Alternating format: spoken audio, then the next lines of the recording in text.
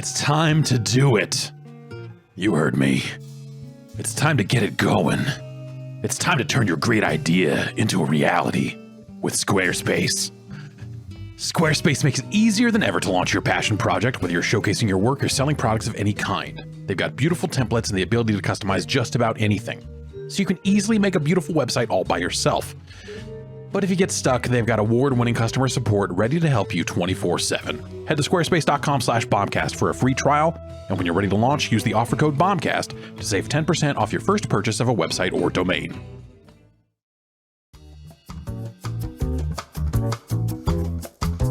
2 out of 3 men will experience some form of hair loss by the time they're 35, and more than 50 million men in the US suffer from male pattern baldness. That's why there's Keeps. What is Keeps? Keeps is a simple, affordable, and stress-free way to keep your hair. They've got convenient virtual doctor consultations and medications delivered straight to your door every 3 months, 24/7 care and support, low cost. Treatments start at just $10 a month. Keeps has everything your hair needs delivered straight to your door with discreet packaging and proven results. Remember, prevention is key. Treatments can take 4 to 6 months to see results, so act fast. If you're ready to take action and prevent hair loss, go to keeps.com/bomb to receive your first month of treatment for free. That's keeps.com/bomb to get your first month free. keeps.com/bomb.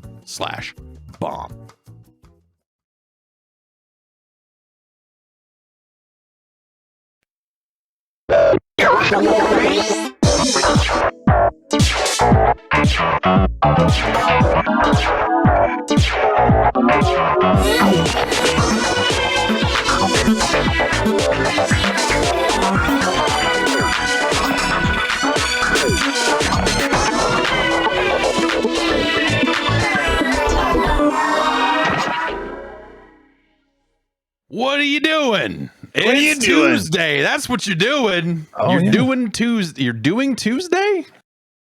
I've done did Tuesday. You know what? I let Monday do me, so I'm going to do Tuesday. That's right. I'm going to do yours. Tues. I'm going to do Tues. Yes. Get yours. It's the Giant Bombcast. It's March 8th. And here we are. Tuesday Daisy, as that one guy says. Which guy? There's a guy on TikTok who puts up one video a week on Tuesdays. Oh, okay. Tuesdays. And just talks about how it is Tuesday. And we should probably get a hold of him and license his content because it's fucking Tuesday. Holy shit. Yeah. I mean, that can't be that expensive. It's just once a week, right? No, right? Exactly. And I think he sells, I think he's painting t-shirts and selling them also about it being Tuesday. Only if they're like airbrush style that you get at like a It's park. not like an airbrush. I think it's like a finger paint. Like, I don't know. I didn't get a good look at him. I don't know, but I don't know. All right.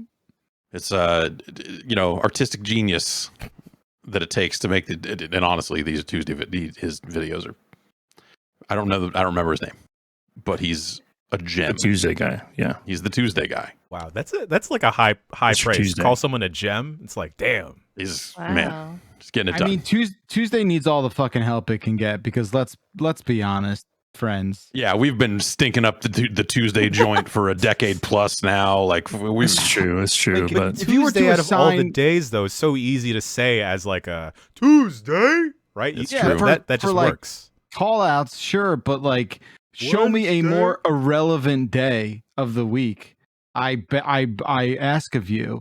Tuesday I don't know. sucks. Tuesday is pointless. It's Tuesday's very always personal. been big for me because it was always the media release day. Like when I worked at Blockbuster, that's why when the they new did it. movies would come out. That's when the video games would come That's out. why this show is on Tuesdays. That's were like- why we did it. We gotta spice up some Tuesday, and so everyone decided to release albums and podcasts on Tuesday because they were like, "Poor fucking Tuesday! Look at poor it in the fucking gutter, Tuesday.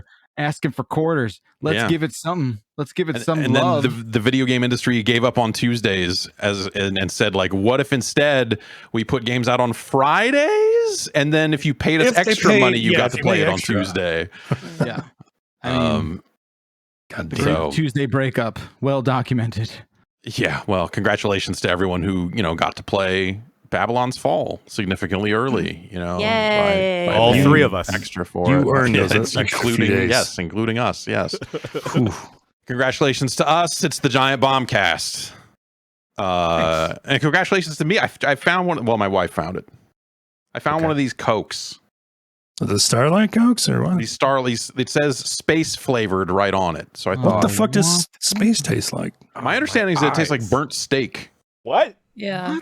I've never tried it, but IRL. Yeah. Yeah, actual space. If you taste it or smell it, apparently it is like a burnt steak kind of thing.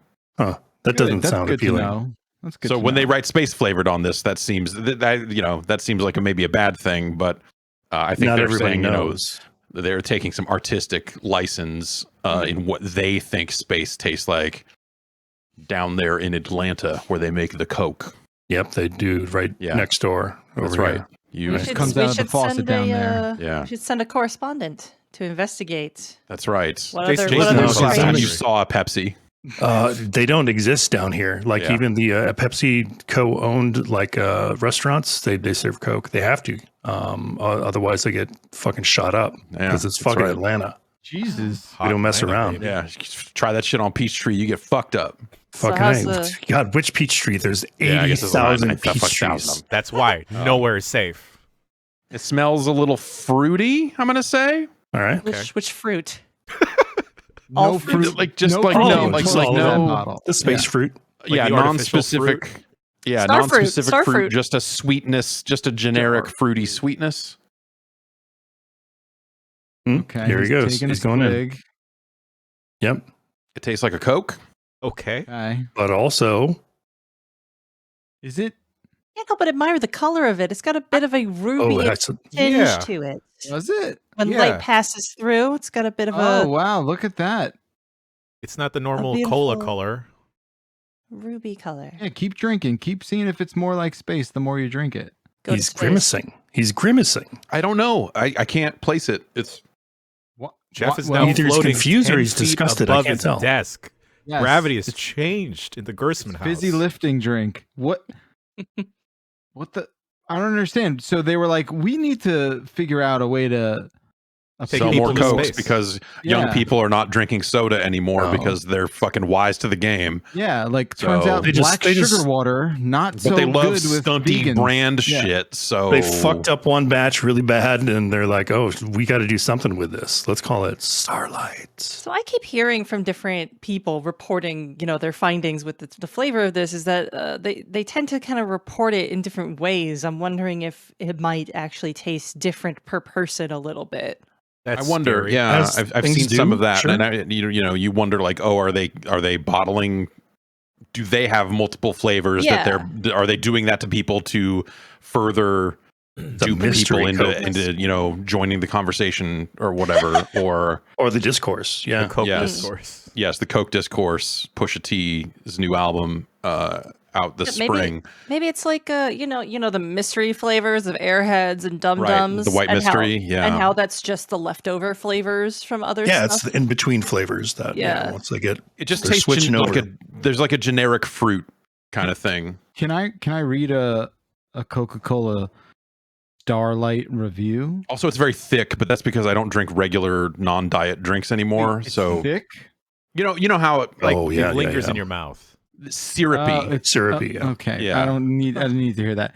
hate This is soda. the last paragraph of a fucking Coca-Cola Starlight review. Coca-Cola Starlight reminds me of those days when beverages weren't afraid to march to the beat of their own drum, Oh, make God, up stop strange this. names, Doesn't design make this crazy stop. labels, and claim the soda tasted like, I don't know, outer space. I'm not sure I'd buy Starlight Coke again. Even the zero sugar version makes me want to brush my teeth from the sweetness overload. But bravo, Coca-Cola, for getting out there and reaching for the stars.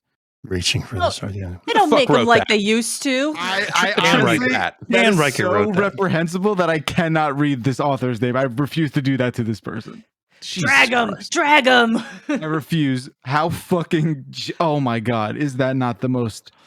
I feel a film forming on my teeth, but I feel that like from non-diet, from anytime I drink a regular Coke, especially compared to Pepsi, which is even regular non-diet Pepsi is not as thick as a fucking Coke.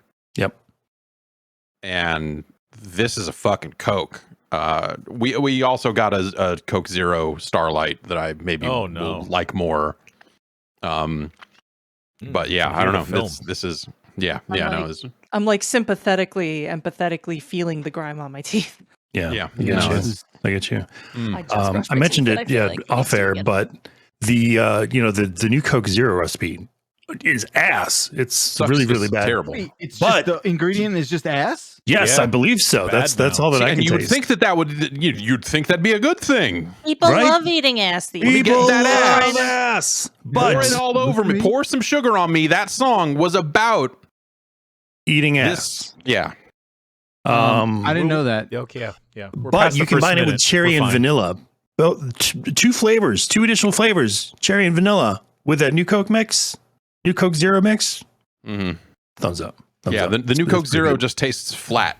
It's weird. It's like some recipe change they made to it is like it's saccharine. Man, really fucking nasty. soda problems. Let me tell you. Yeah. Yo, don't get me started on. Just get started. Speaking of beverages, there's hard Mountain Dew coming out, isn't there? Yeah, I just missed it. I swear to God, I just missed it. Like they released it in Florida as I was leaving, and I'm like, no, let's go back. I want to try it. But it's only have caffeine in it. Yeah, well, fucking, we'd have a Four Loko all over again, man. Yes, exactly. I know. Why do you want this thing so bad that was like making people's heart explode or something? It never did that to me, man. Right? Chasing that high, never did that to me once. I never got blackout drunk off of any of that stuff. I think that the problem is that fucking college kids can't handle their fucking liquor. Yep. Or a malt beverage, as the case may be. Not just college kids. College kids, technically adults. Adults at company holiday parties too. You gotta look out for them. They're gonna have Four Loko at the company holiday They party? are the four logos of holiday parties. The very last GameSpot holiday party. I mean, maybe they have them now, but like the very last one that we had. This is not professional. Yeah, no, it's, the very last GameSpot holiday party we had that was separate from the main company holiday party. I had just come back from Japan for from the PSP launch and was riding that high. Yeah, so I'd been like awake for like 30 hours or something like that, and then got back and hung out and went to the party, and I was like, I'm really tired. I'm gonna get like 3 Red Bull and vodkas. Oh no! Woohoo! Oh, yes, party hard. 3 turned into way more than 3. Okay. I think I had heard this story before, and I thought it was okay as a freshly 21-year-old to order Red Bull and vodka, and then I had it, and I was so fucking juiced afterwards. Yeah. I was like, "Yo, let's dance, everybody!" Hell yeah! Yeah. Wait. So what happened? Like, did you time travel? Like, what was the outcome? Jeff doesn't drink anymore. I did not. I did not black out at all. Instead, I get to remember every moment of sitting in the back of Alex's car with my head out the window, throwing up over the length of the Golden Gate Bridge as we drove home. Cool! That's how actually romantic. The entire length, that's impressive. That's man. core like memory. a mile. That's amazing. Good for you. So that's. So no one's had the Mountain Dew, the hard Mountain Dew. It seems like it's kind of like a high noon situation because it's not soda. There's not like added sugar in it, right? Right. It's zero sugar. Yeah. I could have one of these. I don't like Mountain Dew. I'd try it, but I don't not. like Mountain Dew. But I've had the 3 Olives Mountain Dew flavored vodka before. Yeah. That's like a martini? No, it's 3 Olives is a brand of flavored vodkas. Very shitty brand. Yeah. For sorority girls, I think, because they got flavors like Loopy, which tastes like Fruit Loops and stuff. For me and sorority girls, pretty much. Yeah. Like that's. Loopy really does taste like the milk after you've had a bowl of like Fruity Pebbles and Fruit Loops. It tastes exactly like that. I'm listening. It's crazy. But yeah, I tried the Mountain Dew flavor of vodka because I was at an old man bar with my dad, and we were just like, what is that? Like spying it from across the bar. And it was just this flavor called Dude. We're like, what the fuck is dude flavored vodka? We're trying to figure it out. And it was like this bright, like radioactive green. And it wasn't just like clicking for us. So we're like, okay, we have to like share a shot of whatever this is. And we're sipping back and forth being like, what the fuck is this? And then I'm just, Eureka, this is Mountain Dew. And I hate it. This is disgusting. That's a cute memory. Yeah. I had a martini for the first time a couple weekends ago. First time? Fancy. I know. I just never I've always known about them. They've always been around. I've seen them. I love olives, and like no one made the fucking connection. No one was like, "Oh, Jeff, this is very much your shit." Like I know, like me, you didn't make the connection, right? Like olive juice, olives, and then something that's gonna get you drunk. So where were you? I guess I'm a martini dude now. They're good. I should look more into these. I can't do it. I can't drink gin. I can't. I can't. Vodka. Vodka. You can get a vodka martini, obviously. Yeah. But I don't. Then the olives kind of get in the way. I'm not an olive man. I drink the girly ones. I have apple teenies. Sure. I have cosmopolitans, which I think is a type of martini technically. Get the girl drinks. They're good. There was a period of time, and I don't know if this is still his thing, but there was a period of time where if you were around Dave Lang in a drinking situation, he would, kind of spin up the drink machine, and suddenly a bunch of appletinis would be around everywhere. And the apple, you would be sucked into the zone of appletini guys, and appletini zone. It was just like one night that just vanished into just like, I don't know, 7 fucking appletinis or something stupid like that. Yeah, appletini's pretty good. That was my first alcoholic beverage, and my dad ordered it for me. That's how cool my dad is. He was like, "You're 18. You're at a wedding. I'll get you an appletini." I was like, "There you go." I don't know if I'm misremembering this, but there was one E3. I wound up at a bar with Ben Pack, and I think we had coconut mojitos, but neither of us ordered them. And then it was a very empty bar. And then they were just 4 coconut mojitos. A ghost. I don't know. Like ghost mojitos. In a poured out coconut as well? No. It's just like the tall glass, and like the mint was there. Tasted like garbage because most coconut flavored things are bad. Yeah, I mean, who fucks with almond joys? Let's be honest. Like, no, it's like, what am I biting into some fucking suntan lotion? Like, gross. Right? What's this dope banana boat candy bar you done made here? Fuck that. I like some coconut water. That's about it. Yeah, that's where it stops. I'll try any mojito, any flavor mojito once. We're gonna just hold you to that. I want to drink. That's what I want to do. 2:30. No, let's get going. I mean, whatever. It's 11:30 here, man. Fucking let's spin up the drink machine. It's 5 o'clock somewhere. Yo, real talk though. Went to a bar with my partner's cohort for her grad class. Fucking went for a frosé. Shit was delicious. Frosé? Is that a frozen rosé? Oh hell yes, it is, Jessica. They gave me a little umbrella, and I was like, "Damn, this is life." Ooh. I had a sangrita once. That was a mistake. Oh, that sounds like a bad time. Oh, man. Let's get way into drinking. Yes. All right. I haven't had any drinks. So the last time I had drinks, it was on camera. It was when we were doing E3 coverage. And I had some things to say about the Amico. It drove you to drink. The Amico. Yes. And we'll get back into the Amico in the news a little later. So fucking stay tuned for that. There's been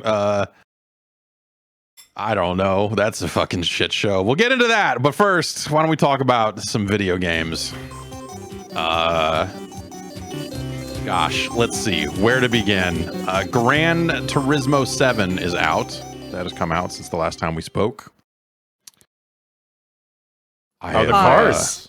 How's the driving around? How's the cafes, Jeff? The cafe is fine. It's good. It's good. I think it is not for me. The tires are very round. It is beautiful. I think the cars look very nice. I think the tracks and lighting and a lot of stuff like that is really awesome about it. I think that the way you kind of move through the game, where you go to a cafe and then you, which is like you clicking on a menu. It's like this very kind of visual menu of a bunch of buildings. You visit a cafe and they'll give you missions like, on this menu, you need to collect these 3 specific cars. And it just so happens we've opened up 3 races that will give you those 3 cars as rewards. So you go race those 3 races and then go back to the cafe. And then there's some text about like, yeah, you got those cars. They're nice. Here's some people that will tell you about them. And all of that. And then you go back out and do it again and again. And that's, it's just the progression and the way that it's structured and stuff like that is kind of, it's a little too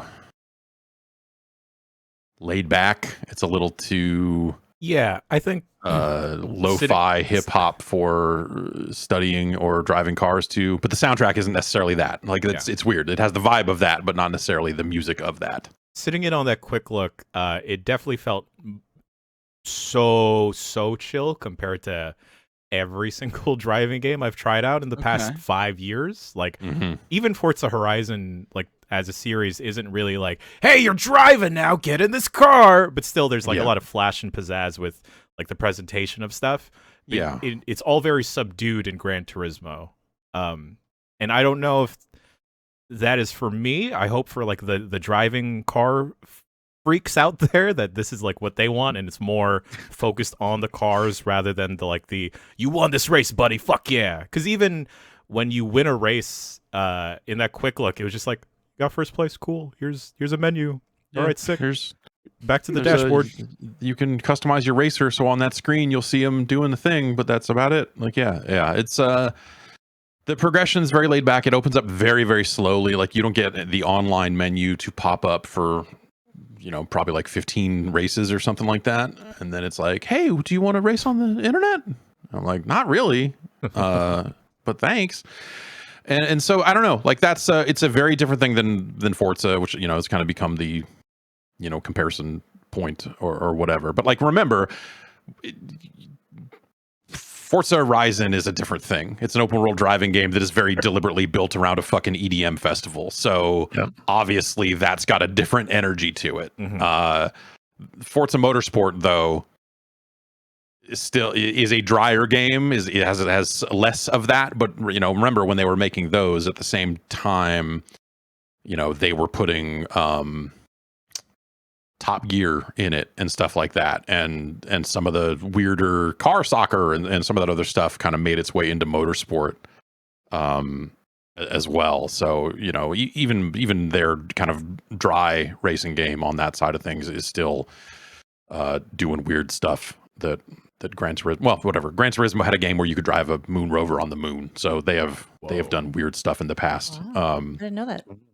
Yeah, but I don't know. I don't think that the AI in Gran Turismo is like fun to race against. They seem very stuck to their line.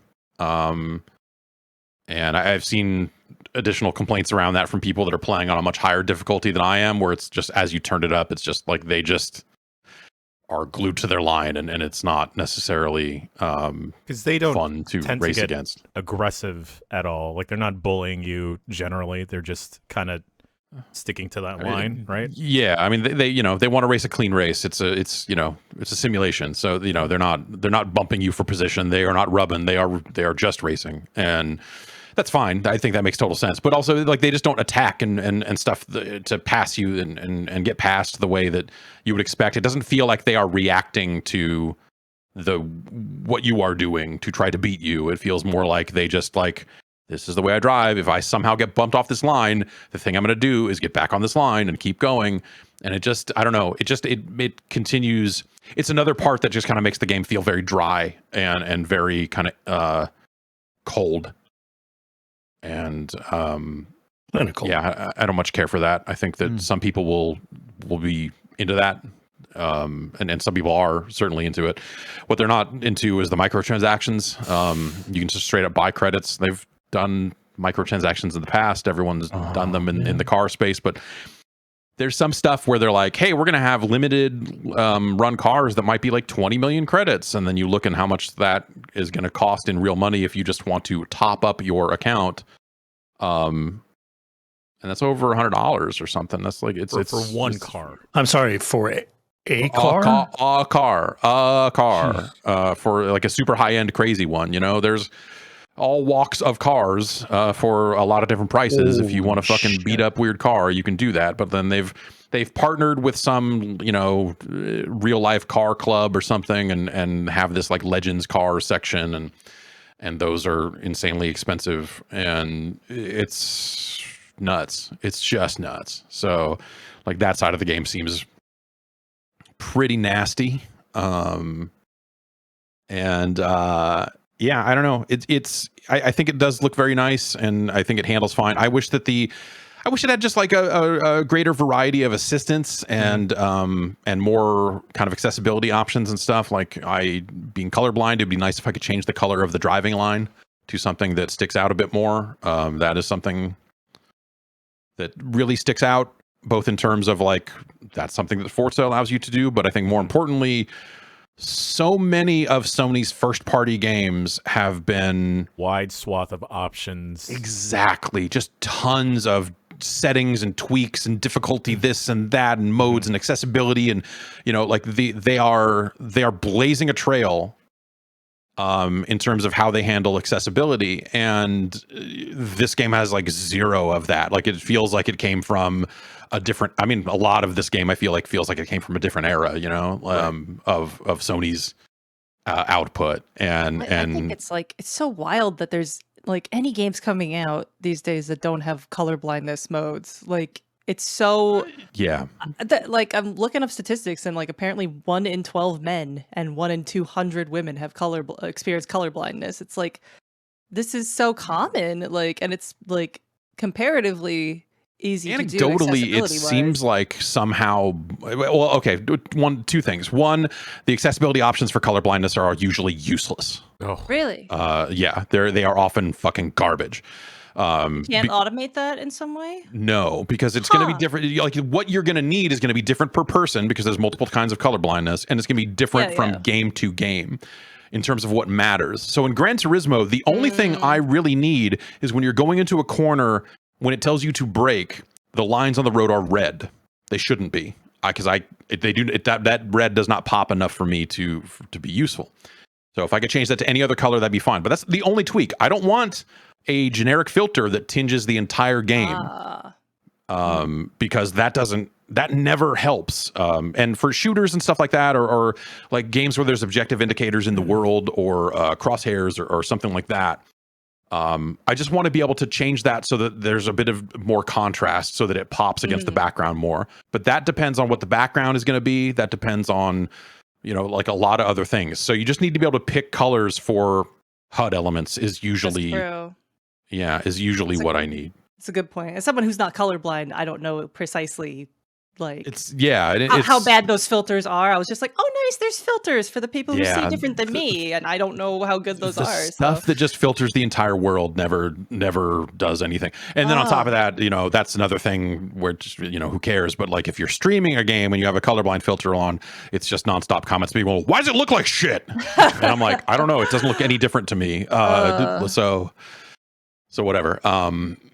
But yeah, I don't know. Like that's you know, it's a relatively minor point. It's just one of those weird things that stands out simply because Sony is doing so much work on that front right now that this just feels fucking weird in comparison to not have anything like that. The microtransactions also feel very out of place for Sony, for that matter. Like, but I guess GT like a lot Sport of had some that got pretty pricey. Not quite like this. They had a credit cap on those that kind of kept it from getting, you know, to a ridiculous amount of money. But yeah, this one seems like it could get pretty nasty. We'll see how they handle that stuff in the long run. And I think the other thing is I don't like, this is another personal taste sort of thing. I don't want to play a racing game where I can't rewind. Because I don't want to do I don't want to do things twice in that game. Sure. In a lot of, in a driving game where you're going to see a lot of those courses over and over again. I don't want to like spend 7 minutes on a race and then fucking blow the last turn and then finish fourth and be like, shit, I have to do that whole thing again. Like, I'm just not like, I'm not into that enough. And some people are, and of course, but it's another thing with it. Like, I'm not enough of a Gran Turismo fan to want to have to do that again. I want to keep progressing. So, what's the weirdest car you can drive here? Or coolest car? It's not. I don't know. Like they, you know, there's like a fucking like I don't know, like a 2014 Honda Fit. You know, shit. Like shit like that. The Fit is go. Fit is go. And yeah, but it's a lot of cars like that, and then but it very quickly gets into supercars with liveries and all that other shit, you know, and that's also not really what I'm here for. I'm here for tuning production vehicles and slapping weird parts on them. And there's a lot of that in here, but I wish that there was maybe more. Like when you go to some of the car manufacturers and stuff like that, you know, you'll see like 2 kind of regular street legal vehicles and then 9 that are super expensive and are covered in stickers and all this other stuff. And that stuff's way less interesting to me than just like, let me tune this car and then go drifting and do all, you know, like that's the sort of stuff that I kind of care about. So yeah, that's out now. It seems very well made for what it is. The one thing that I think is super unforgivable about it is that this is the 25th anniversary of Gran Turismo, and in a lot of ways this game feels like it's trying to be a throwback, and yet when you go wash your car, it does not play the Gran Turismo 1 Japanese version car wash music. Oh, come on. I think I think that's terrible. And so ever since I realized that, I have had carwash.wave on my desktop ready to go. I thought you were going to say on your foot pedal. I mean, if you just give me like a moment here, I can force that. The foot pedal upon, is versatile. Yeah, I can force that upon people here. Just I don't know it off the top of my head. Ooh. Oh shit. Yeah. God, now this makes me want to buy a wheel now. Yeah, exactly. This is a real foot tapper. Like, it should just play. This should just play while you're getting your car washed. Yeah. It doesn't. I need to wash my car so bad, actually. Why is it rag time? Because you're using a rag to wash your car. It's rag time. It's rag wash time. your car. Yeah, exactly. Yeah. Chamois. It's chamois time. Yeah, it's chamois. I ran into that one. Drove right into that one. I can't actually make it stop. So, Gran Turismo 7's out now. It's also on PS4. I have not seen how it goes there. The license is now. Yeah, I know. Yeah, it's fair use because we're talking about the quality of this song and how effing good it is. It's really good, but it sounds like something you'd hear in like Disney World. Some guy with suspenders playing on Main Street. Yeah, can't you imagine like putting a quarter in somewhere and then like some hoses pop out and my car's model of a car spins around and goes and gets clean. And Lightning McQueen is there. Yeah. Mm-hmm. Hence the Disney angle. They play this in the bathrooms at Disneyland. Yeah. In Radiator Springs. Larry what else is going on? There. How long is this song? It's not too much more. I don't think there's too much more. Oh, I'm feathering the foot pedal over and over again to keep it starting over again because we're just going to listen to it for the next 3 hours. Great. Let's see. Can't wait to edit this WWE 2K22 is out. Oh boy. In its most expensive form. They took a year off. It's perfect now, everybody. Oh, good. How'd that go? How's the wrestling? How's the DDTs? How's the flaming tables? How's the barbed wire wrapped baseball bats? From watching Jeff play yesterday, there's a quick look now up on the site. There was a lot of parts of it where Jeff wasn't playing, and it assumed control. Oh, yeah, assumed control. That's nice of it to do that. The game feels like someone sat down with the development team and someone with the power to fire everyone on that team got up in front of them and said, all right, if I see more than 20 different animated GIFs of this game breaking in hilarious and insane ways, you are all fucking fired. Whoa. And so the game they made is so full of canned animations where like I played a little bit more this morning and there's like Seth Rollins, all I did was hit X and Seth Rollins turned and ran the other direction to go off the ropes and run back and hit Diesel in the head. And it was like, you know, it's like you don't expect that to happen. So it's like you push a button and then suddenly your character's running the wrong way and you're like, what the fuck broke? Like, wait, hang on. I didn't. Yeah. And so it doesn't vignette, it doesn't go to a different camera angle, it doesn't do anything to tell you are watching an animation. So you're left for a second there of going like, wait, what? Oh, okay, he's doing a thing. And then it doesn't tell you when you're back in control of the character either. And it's fucking insane that like to do that way. And all I can imagine is that they just said, all right, we're going to fill this with a ton of canned animations that will not break. And that solves our problem, our perception problem, at least on the wider internet, and people won't like crack jokes about how terrible we are. That has to be why. That has to be a driving factor as to why that game's that way. Because they rebuilt the gameplay from the ground up. They rebuilt it in a lot of ways in terms of just like the buttons and what they do and all that sort of stuff. And I think it's probably technically an improvement, but it's such a low bar from where that game has been. That like it would be hard to with how like if they want to replicate the product of WWE, I feel like they could at least translate that you're not in control anymore by like flipping to a different camera angle. Yeah.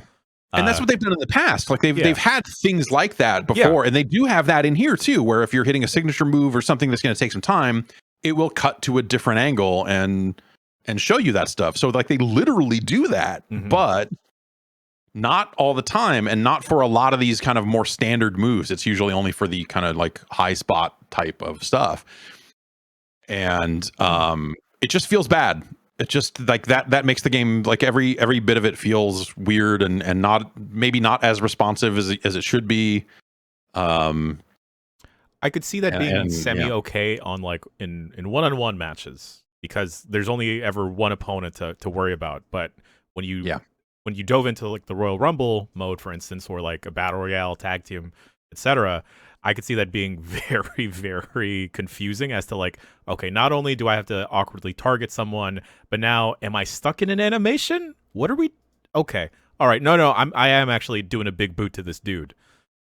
And then it always just looks so awkward when you're like trying to strike or you're grappling, and you're just stuck in that animation while everyone else is moving around and not actually interacting with you. Yeah. Yes, it's a very weird feel thing. Yeah, and like across the board, I think a lot of it, you kind of have to think about it as, and I don't think they necessarily have earned this sort of benefit of the doubt sort of situation, but in a lot of ways, you need to look at it as a first tier product, because they had to try to rebuild so much to get away from everything that was bad about it, which was almost literally everything from the models to the just up and down. So I'm sure they had to do a whole lot of stuff over the 2 years they had to get it into shipping shape.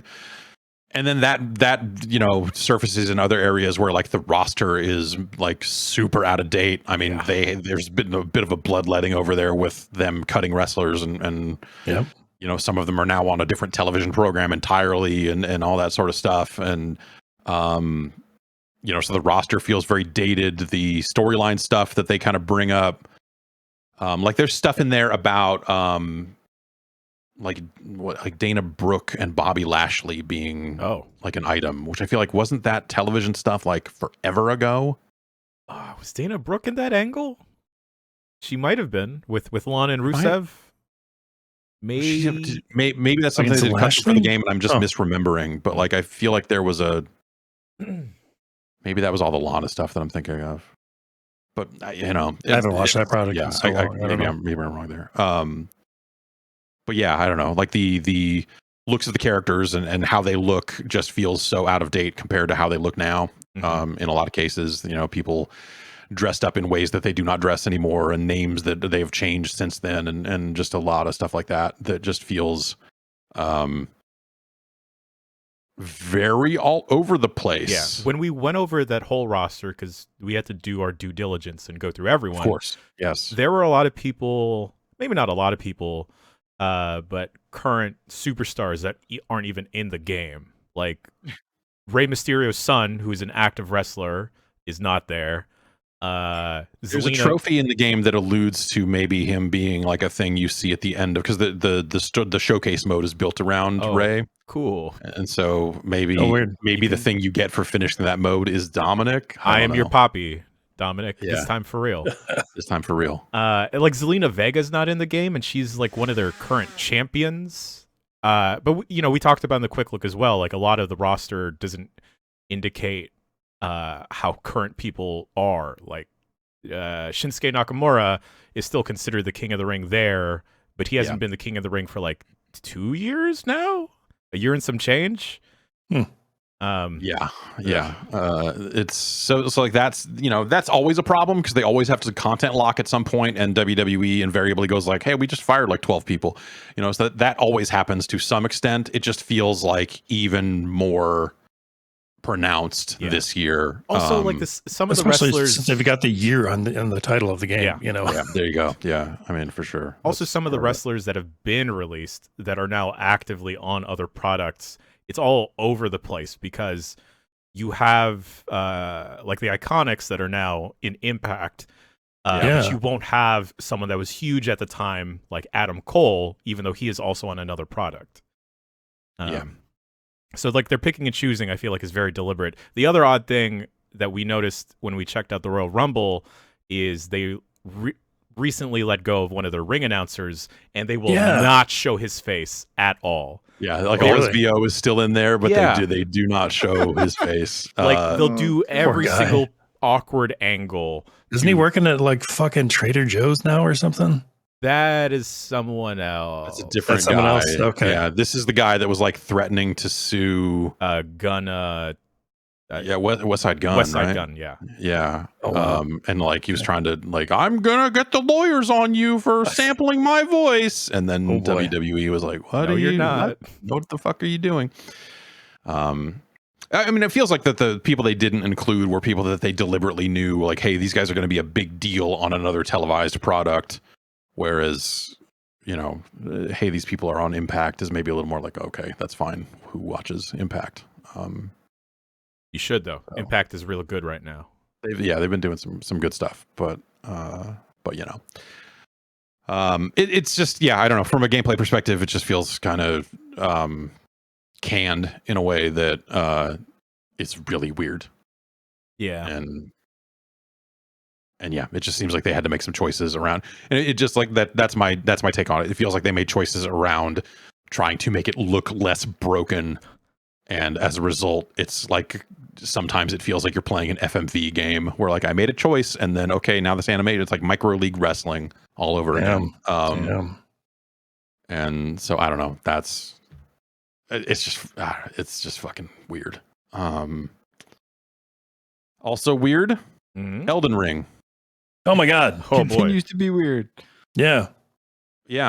Have people been sticking with it? I beat Margit the other day. And... I re-rolled. On a different system because I was having such a fucking rough time with the PC version, just like giving me a consistent frame rate. I actually went to the Xbox. Like the Series X version, and my TV has variable refresh rate. It looks fucking so much better now. I'm really happy with it, and I've gotten actually farther than I was on my first playthrough. There we go.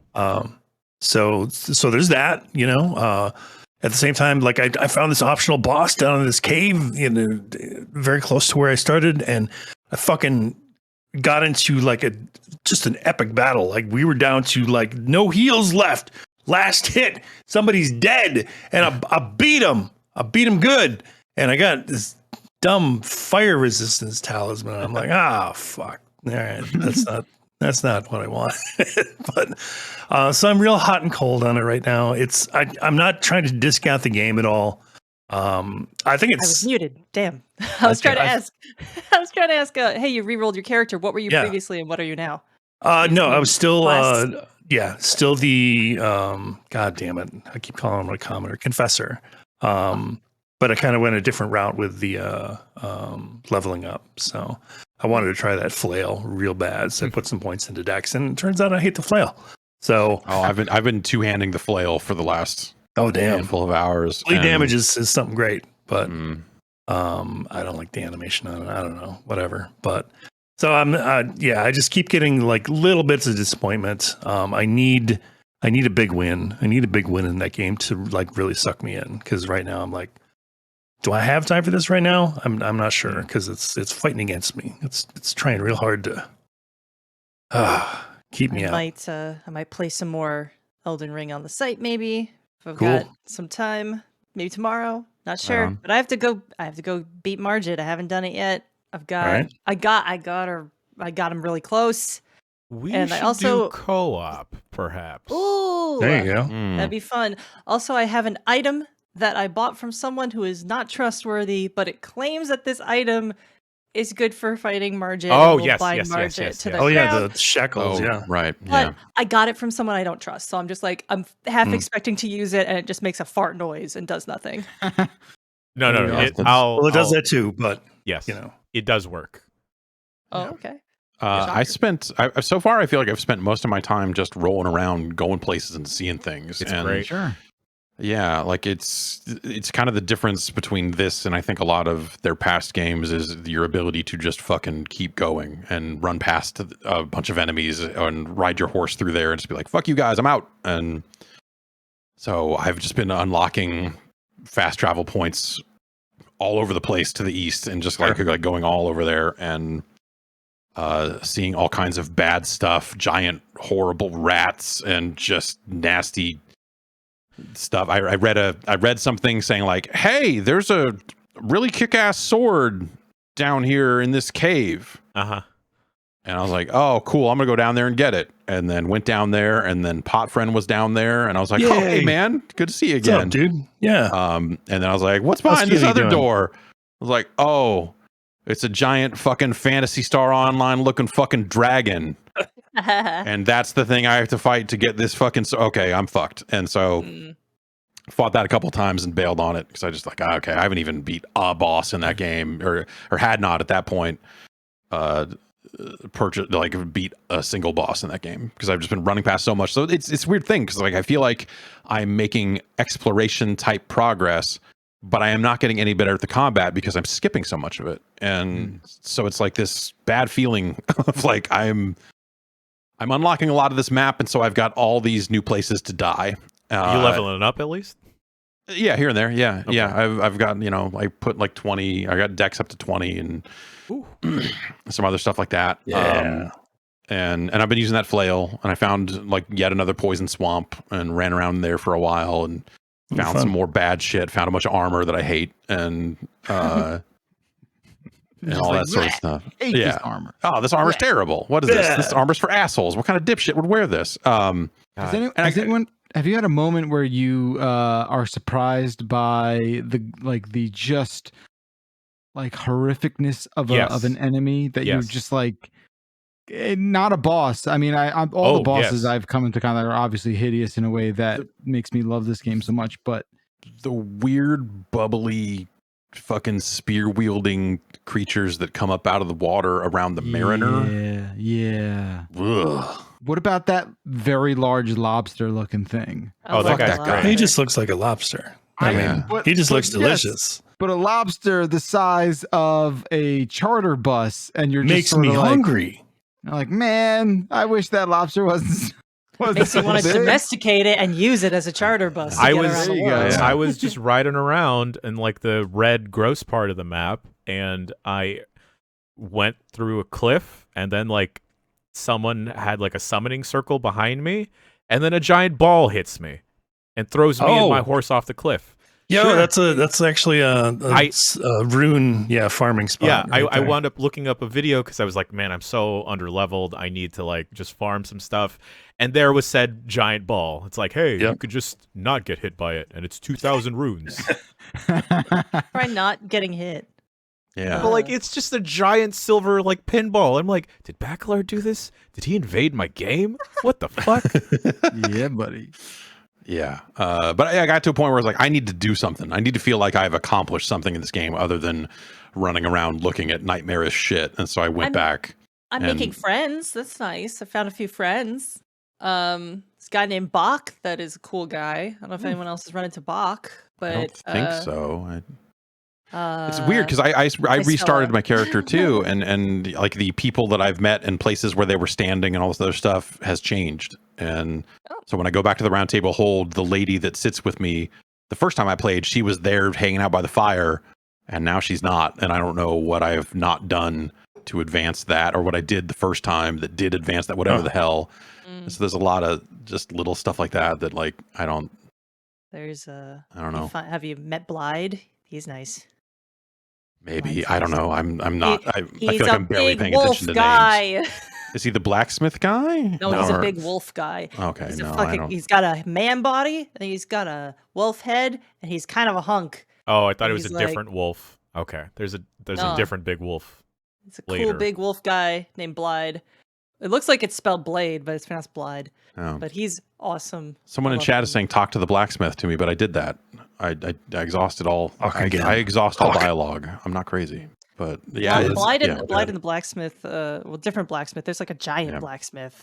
Whatever. Not gonna spoil every character. Sure, yeah. Every time someone posts a screenshot of Elden Ring to Twitter, and I'm half thinking sometimes like, you're just making this shit up. Yeah, right. And then in an hour, I'll be like, Tortoise Pope, come on. I was like, why would they put that in the game? And then like, I found it.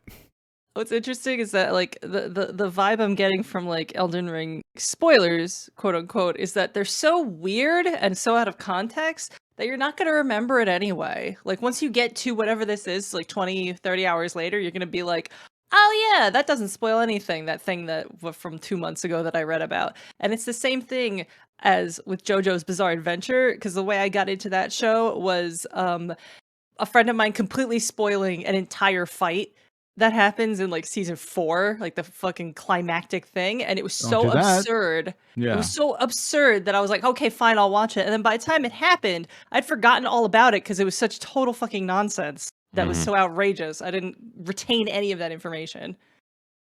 Yeah.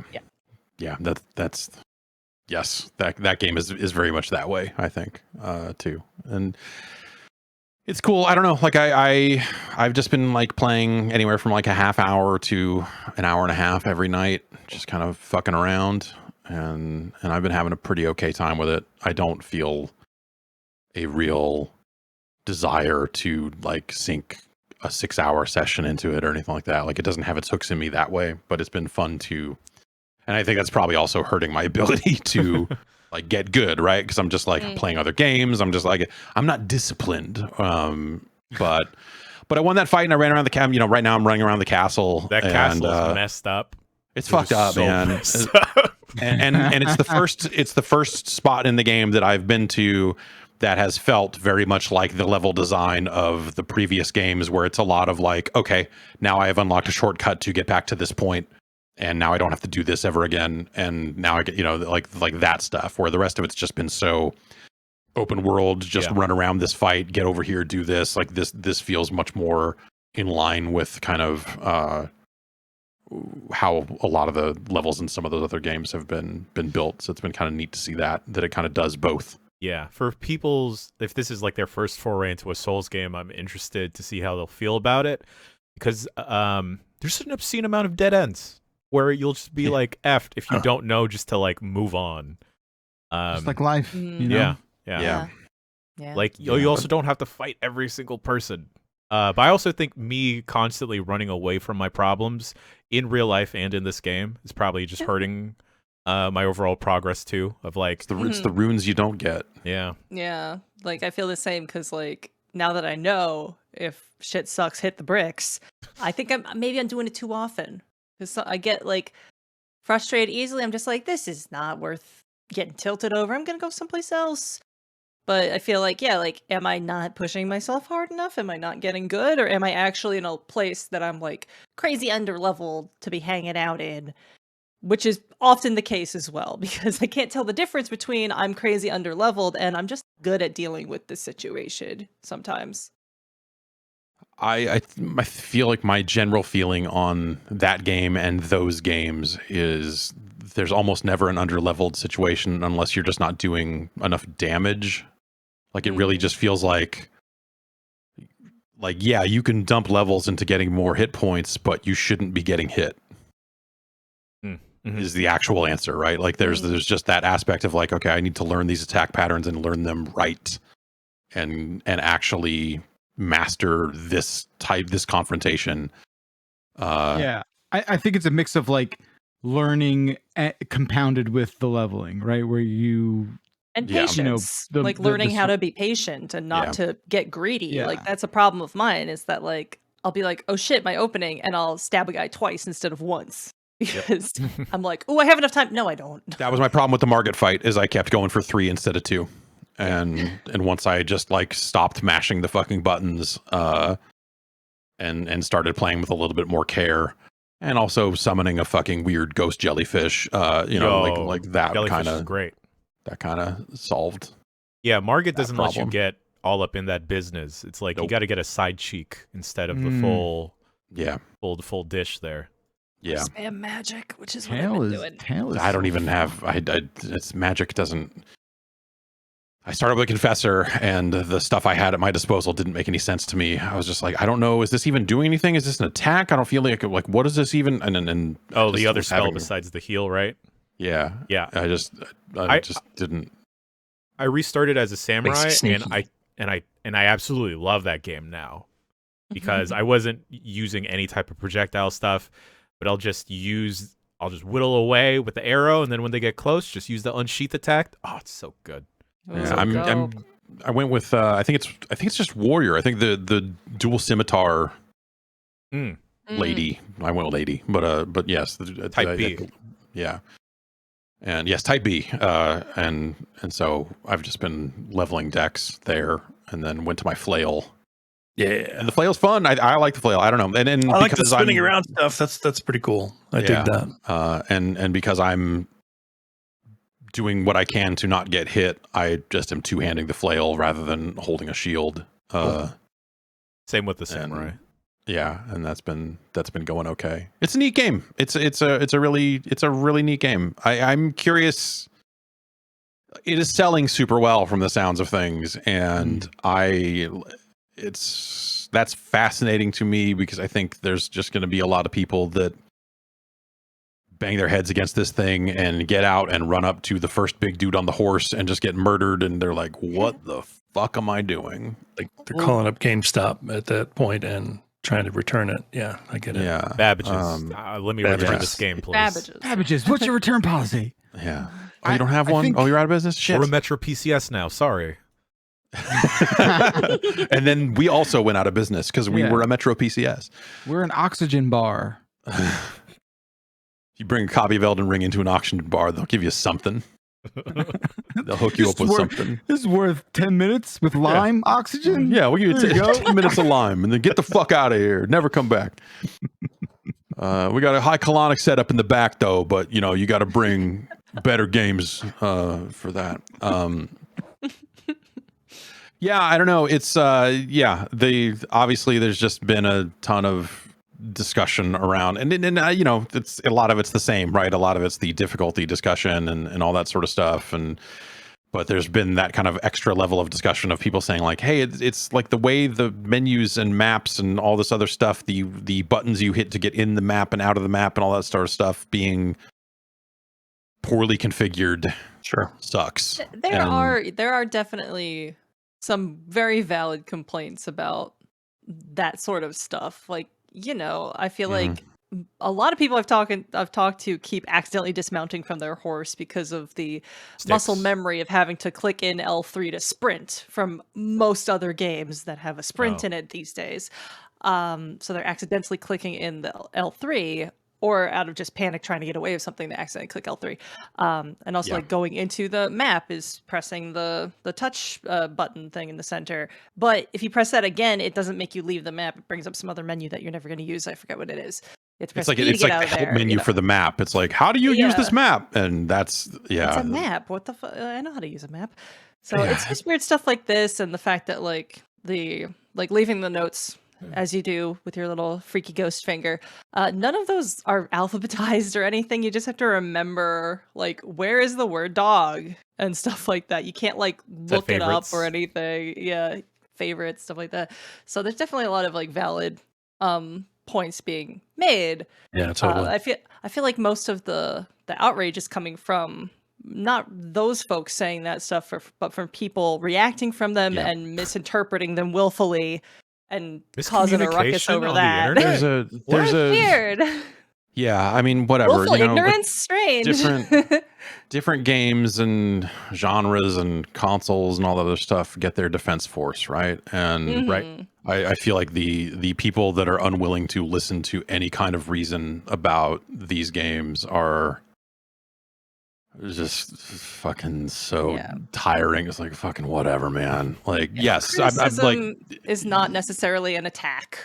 Yeah, you know, like you don't need to jump into every one of those and be like, no, it's perfect as is. It's like, no. And also, like, just because someone has a couple complaints about something doesn't mean that they don't like the thing, generally speaking. Like, now you're asking the entire internet to reconfigure itself. Like, that's right. That's so rebuild, just like WWE 2K22. The tools apparently the tools we have in place don't allow for that kind of discourse. Weird.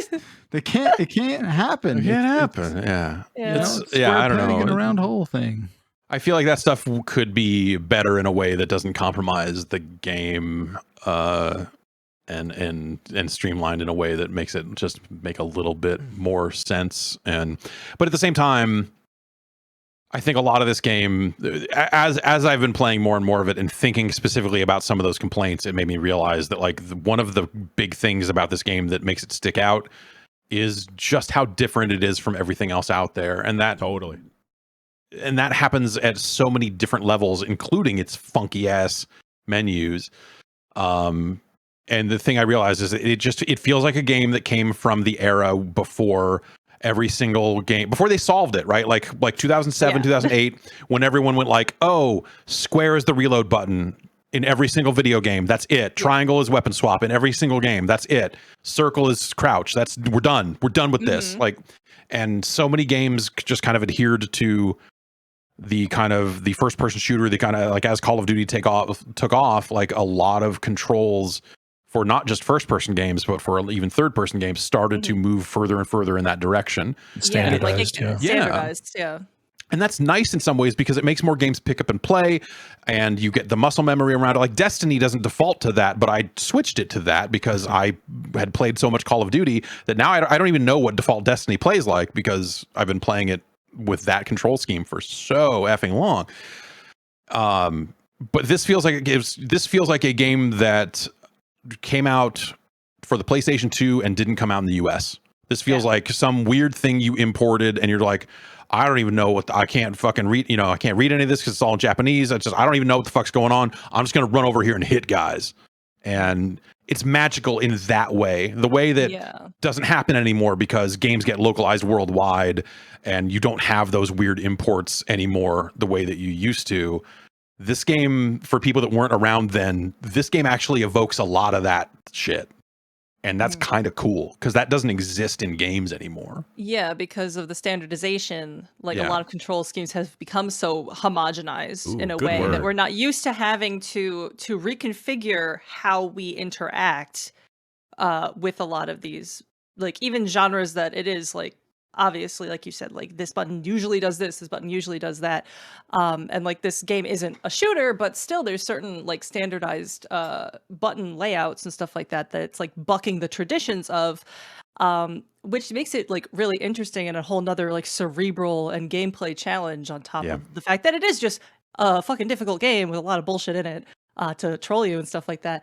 That being said, like I still feel like there's a couple things they could have been a little nicer about, like alphabetizing the fucking bullshit that I write on the ground. Yeah, and like the getting in and out of the map. There's nothing like arcane and like, oh my god, it's so foreign about having the map work the way it does. There's just stuff like that. And so yes, I think there's stuff that they could do without sacrificing that feel and still have the game just be a little bit better around the edges. But yeah, I don't know. And I wonder, like, I feel like that's the lesson to be learned here. But also, I don't know that like a lot of other games could get away with that.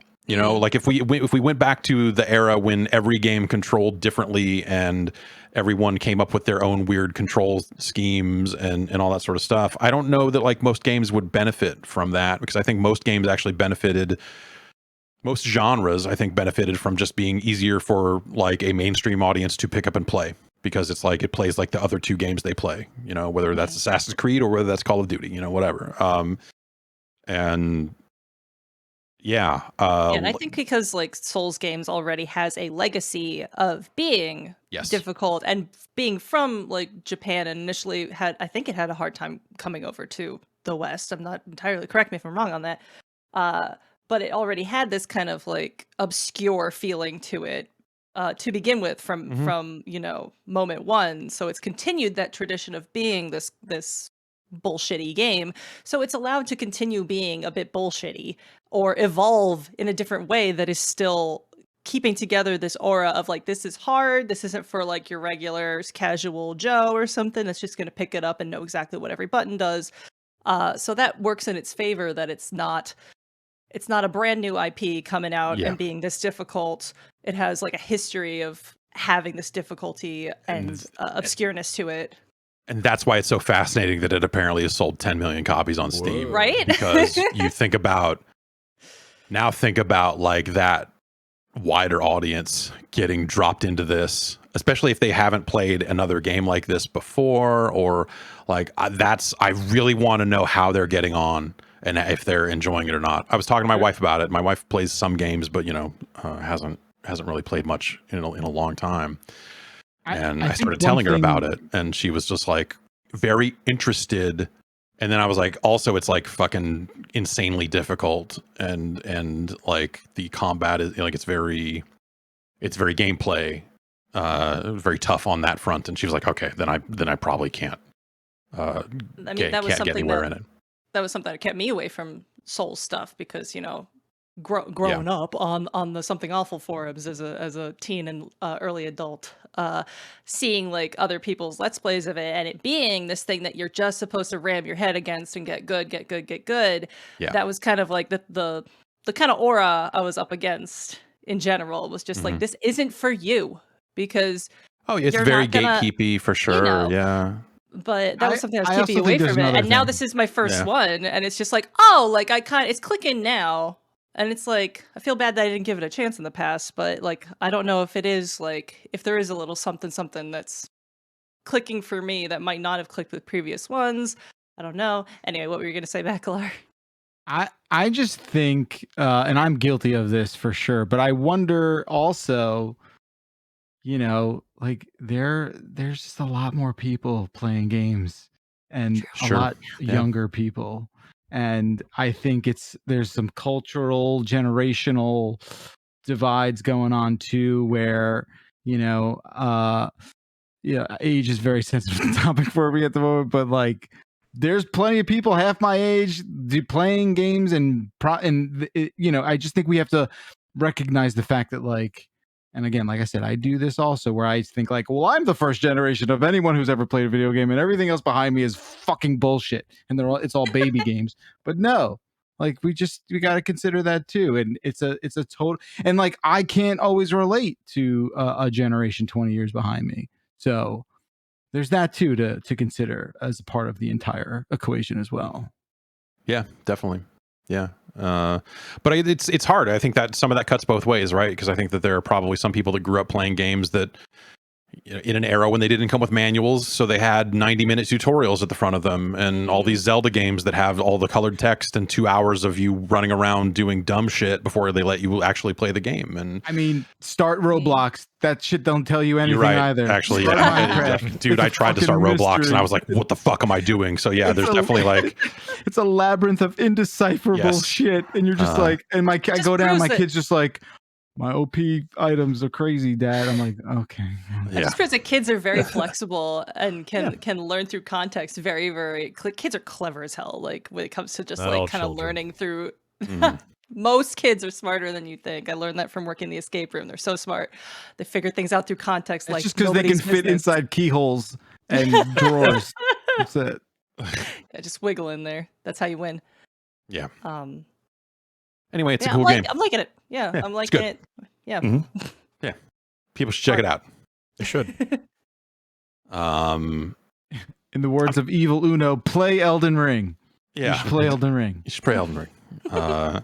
Give it a go. It might not be for you, but you should probably give it a go. Find a return policy that you're comfortable with. Go to your local Oxygen bar. They'll have a copy. Yeah, they've got a stack in there. They'll smell a little weird, but they play fine. Lime flavored? Yeah, like a lime Elden Ring. Triangle Strategy is out. Oh boy. Let me tell you about these triangle strats, y'all. I am really liking it. Okay. Something. What a confident phrase I just heard. I think what is going to Do you throw have a gun to your head? What's going on?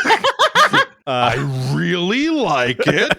I think what's throwing me off though is it's a completely different game than Elden Ring, but where like Elden Ring doesn't tell you anything unless you seek it out. Triangle Strategy wants to tell you every single thing. Like my time with the demo was very different than my actual time restarting the game, because in the demo you had the opportunity to, maybe it's about like 2-3 hours, 2.5 if you're reading every single thing, but you at least had 3 combat instances in that time with the game in the demo. When you're starting this game fresh, about 90 or so minutes in, only 20 of that was actual gameplay and combat, because there is so much story at the top. And it really does make me feel...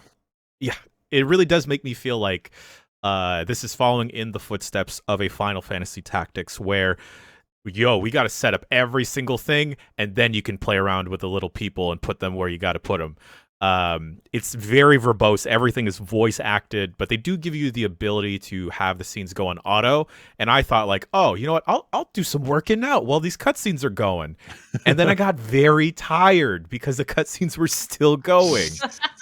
But they do give you the option to fast forward through them, and they'll give you a little log to read through afterwards of like, okay, this person said this.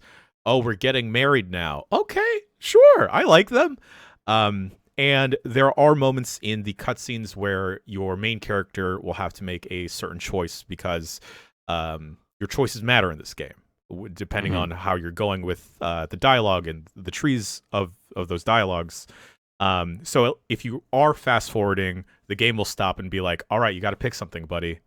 All right, cool. We'll remember that. And for what it's worth, at least, the story is really interesting. There's a lot of political intrigue. I've seen a lot of people compare it to Game of Thrones because it's people in robes and swords and a lot of backstabbing or like moving behind the scenes against each other. You said this wasn't like Elden Ring. What the? George Railroad Martin wrote this too. No. George R. R. Martin. But it does really remind me of Final Fantasy Tactics. And I can really see that this being so plot heavy at the beginning of the game will throw a lot of people off and not sell a lot of folks because there is so much of it. But the actual gameplay, once you eventually get to that, I find it really satisfying. There's a lot of gameplay elements are conveyed in the tile design. For instance, any blue tile, you're safe from the range of any enemies. If you step on a purple tile, you can be targeted by someone. And it does a thing when you hover over an enemy, it shows like their movement range, their attack range. And just like in Final Fantasy 12, I think I brought this up when we talked about the demo, but there are these like arcing targeting lines that show like, hey, this dude over there on the bird can hit me, and so can this other dude with a shield can hit me. And positioning is super important in the game, just like in any tactics game, where if you hit someone from behind, it is an automatic crit, and it'll give you the option afterwards to position your character on the grid afterwards, because wherever you face is very important. Instead of mana for everyone, they have something called TP. I forget what TP stands for in the game. Toilet paper. Toilet paper. Yeah. Everyone's got it. No one is... Technique points. Technique points. We've been hoarding it for the last couple of years, and now is your time to shine, baby. Yeah. Ready to make it happen. Points. And I like that versus the mana system, because a lot of the times in a tactics game, I'll be at like a resource deficit where it's like, I really need to fire off this spell or do this ability, but I don't have enough mana. But instead here, it's kind of like you get a 2-pip TP system where the little pips will recharge with every point, or every turn, I should say. And a lot of the abilities work and synergize really well with each other. If you have someone stationed next to an enemy and you fire off an ability or shoot them or hit them, the homie that is next to the enemy will also hit them. So that plays really well with structuring folks. What I think is really interesting, though, is that the game takes forever to start spinning up and forever to dump you into your first combat instance. But even then, the combat stuff... I've been playing on normal. There's 4 difficulties. Even then on normal, it still won't hold your hand about losing some of your characters. There's no permadeath, thankfully. But like in that first instance, I was like, all right, this is going to be easy. And then one of my dudes dies in like the second turn. I'm like, oh shit, okay. I actually have Shit's real. Actually have to use tactics and stuff. Not illegal tactics, you know. In this tactical turn-based game. God damn it. Because sometimes you can just swarm the enemy and just have all your units just go up front and then overwhelm them that way. I think this looks really, really great. I know that Square is really into this whole diorama style for a lot of becoming RPGs. Divisive, which everyone was so into it when it first hit, and now I think we were, a couple more games in on it, you're starting to see people go like, hey, these all look exactly the same. Yeah, I think this studio, it shares the same producer as Octopath. I have it written, Tomoyo Asano. I'm sorry if I mispronounced the name, but they were also the producer for Octopath Traveler, and I feel like they handle this or do this style the best compared to Square proper with like the pixel remaster stuff. I tried looking at some videos of that, and it's really rough. Here, it's not the same. It's like a good mix of like diorama style, where there's a lot of different elements that aren't pixely, like the water, the flames, and everything. And what's neat in the combat missions here is that a lot of the levels are indicative of how you can play around with the different elements. Like you can set stuff on fire, you can melt ice, you can electrocute people if they're standing on a puddle of water, which is cool. I do have to fight back the temptation to really just rely on 3 different units, because there's one unit that you get really early in the game that attacks twice, and then you get another archer that has a lot of range because she rides this sick-ass bird.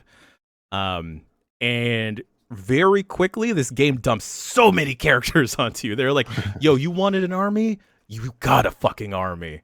And I'm trying to manage all these people, and in between some of the missions, they'll dump you into like a not a camp. There is a camp you can go to, but like a story area of wherever you're at, where you can chat it up with your folks.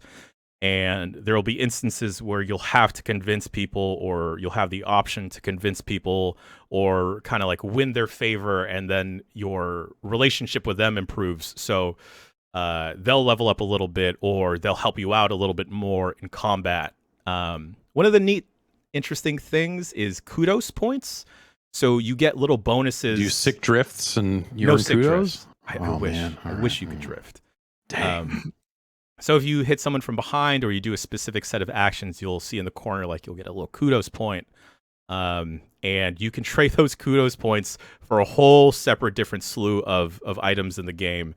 And the systems of leveling up is very, very extensive, because you can not only level up your specific character and upgrade them to a higher class, but you can also upgrade your specific weapons, and each weapon for each character has a different tree, and some of those are linked abilities.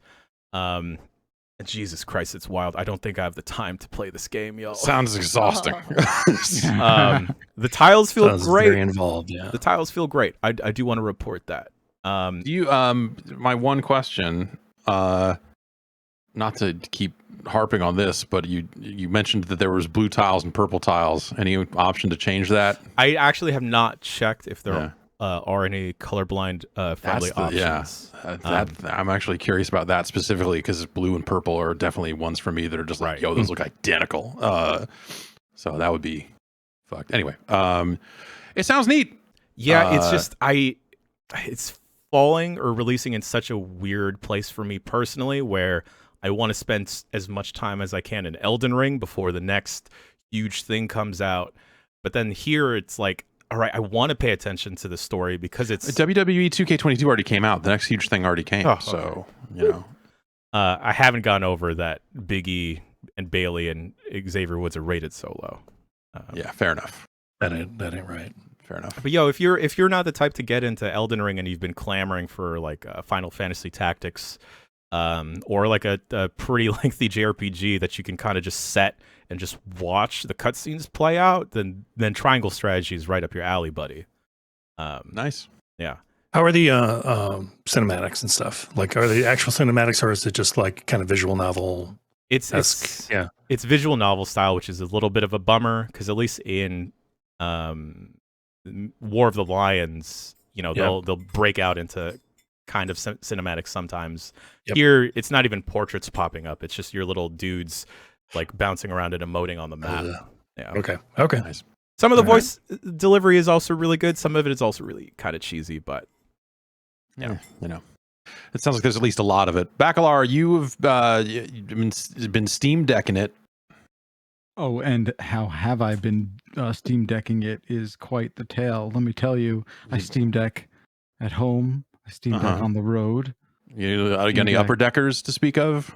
No, it doesn't. It's not compatible with that. Okay, all right. Surprisingly, no. I obviously missed the stream. I was bummed out about that. Jan sent me the Steam Deck, and you didn't delete your account on it. Well, I trusted you. And so what I did was I bought $1,000 worth of games. So I started messing around and I was like, okay, well, it makes sense that, and I don't know if you guys discussed this at all, but I was like, oh, I feel like I have access to Jan's account in a way that feels bad. I didn't mess around. Like I couldn't buy anything, or maybe I didn't try. We'll go with I didn't try. Yeah. Okay. Sure. But what was interesting though was there were games that were starting to show up in my library that I absolutely did not own. And because our accounts both exist, so I figured like, oh, it'll probably just, it's probably just there because it's downloaded. Yeah. But because, I don't own it, it'll just call home, say like, nope, you don't own it. Would you like to buy it? But I was able to launch like 2 games of yours. Oh. And start to play them. Now, I don't know if that was like, I can't tell why that happened. There were games that were like, would you like to purchase this? But there were a couple games, so I thought maybe they were like free to play games or something like that. But I'm robbing you is the takeaway. I'm stealing your shit. I'm sorry. This is how Steam works. That it does that on the desktop as well. What is that? You can basically authorize people to play games from your library.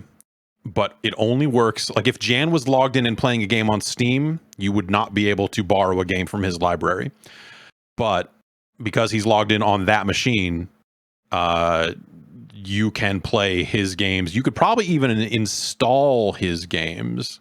Yeah, I think I do have family sharing turned on because we do that a lot at the studio. Yeah, you might have to. So with family sharing, you do have to turn it on for specific accounts. So you may have to like go turn it on for his account on your desktop end. But since you've logged into that machine and you're still technically logged in, even if you're not connected, those games are functional. They've done that, so that you can. There's some limit on how many different computers you can do it on, and I assume the Steam Deck just counts as one of those activated machines. Sure. And then there's a limit on the number of accounts you can share your library with. So it may be that when you did try it and it didn't work, it may have been that Jan was on playing something, or some games don't. Some games deliberately don't support the family sharing stuff. Right, so they are flagged as like not family. Yeah, so those will just show up and say purchase instead of just play. So that's what my suspicion was leading me to, but I figured like I just assumed that you had to like give that person the family sharing access. I didn't realize that like you could just have that on the same device and be done with it and call it a day, which is pretty wild. Yeah, it's like a 2-part process. It's there's some, I forget where the hooks are, but it's like there's the I logged in on a machine and you can access the games, and then there's the family sharing side, and they're two different things, but they're yeah. Well, I guess we're family now, like, Dan. Oops. And meanwhile, like every time I try to play one of my partner's games, we have to like reconnect the family sharing thing like almost every time we want to do it, and it's outrageously annoying. Yeah. That's weird. So who knows why it works and when it works and how it works. It's always been one of these mysteries to me. I definitely tried to dabble in it at one point for VR stuff. But anyway, that's an interesting little that's discovered there. That's cool that stuff works. It seems weird in some ways because that thing is designed to travel and might not be online all the time. So I wonder if you just turned off Wi-Fi, if you could just play Jan's games. Even if he was Jan, playing sorry, something. you're going to jail. I don't know how to break it to you, but this is all Jan's going to jail. All blowing back on you, my friend. You and Gordon Freeman, you're gonna throw that can in, they're gonna hit you. It's a whole thing. Oh, nuts. Yeah. All right, that's it for the video games part. We'll come back, we'll talk about the news part after a break. How's that sound? Sounds great. Wonderful. Great. Let's do it.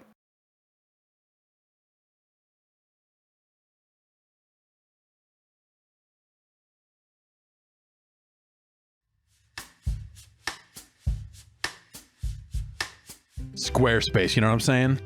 You know what I'm saying? It's a good name. Squarespace just rolls off the tongue. But what is Squarespace, you ask?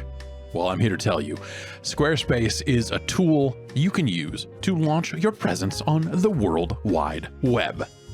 You don't need to know HTML and JavaScript and CSS and all this other stuff. They've got templates in place that make it easy, whatever you're trying to do. You know, you're trying to start a new business, showcase some work, publish some content, sell stuff, whatever. Squarespace is the tool for you. They've got templates created by world-class designers. You can customize it with only a few clicks and make a beautiful website all by yourself. And yes, it has powerful e-commerce functionality that lets you sell anything online, anything. It's all optimized for mobile. They'll even help you buy a domain. Millions of people are using this. Why aren't you? Head to squarespace.com/bombcast for a free trial. And when you're ready to launch, use the offer code BOMBCAST to save 10% off your first purchase of a website or domain. That's squarespace.com/bombcast, offer code BOMBCAST.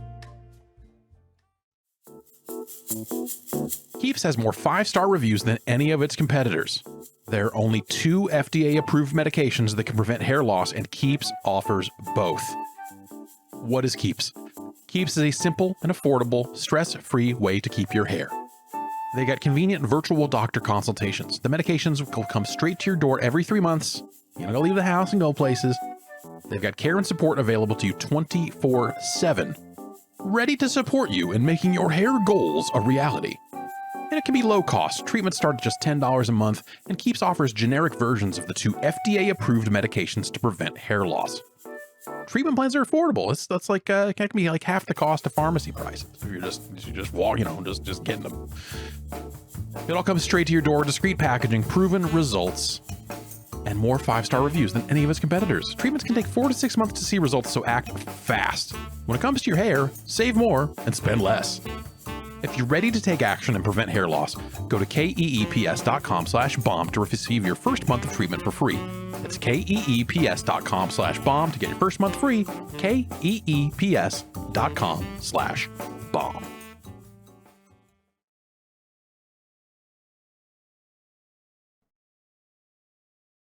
All right, we're back. Let's get into the news. Starting with a report from some sources to Deadline Hollywood. Amazon is apparently getting ready to do a God of War television show. Amazon, huh? Prime Video. Oh, yes. Their Prime Video service. Kratos. That's it. Jeff Bezos as Kratos. Jeff Bezos is. Jeff Kratos is. Jeff Kratos. Kratos. Jeff Kratos. The Deadline report says that the adaptation will come from the creators and executive producers of The Expanse, Mark Fergus and Hawk Ostby.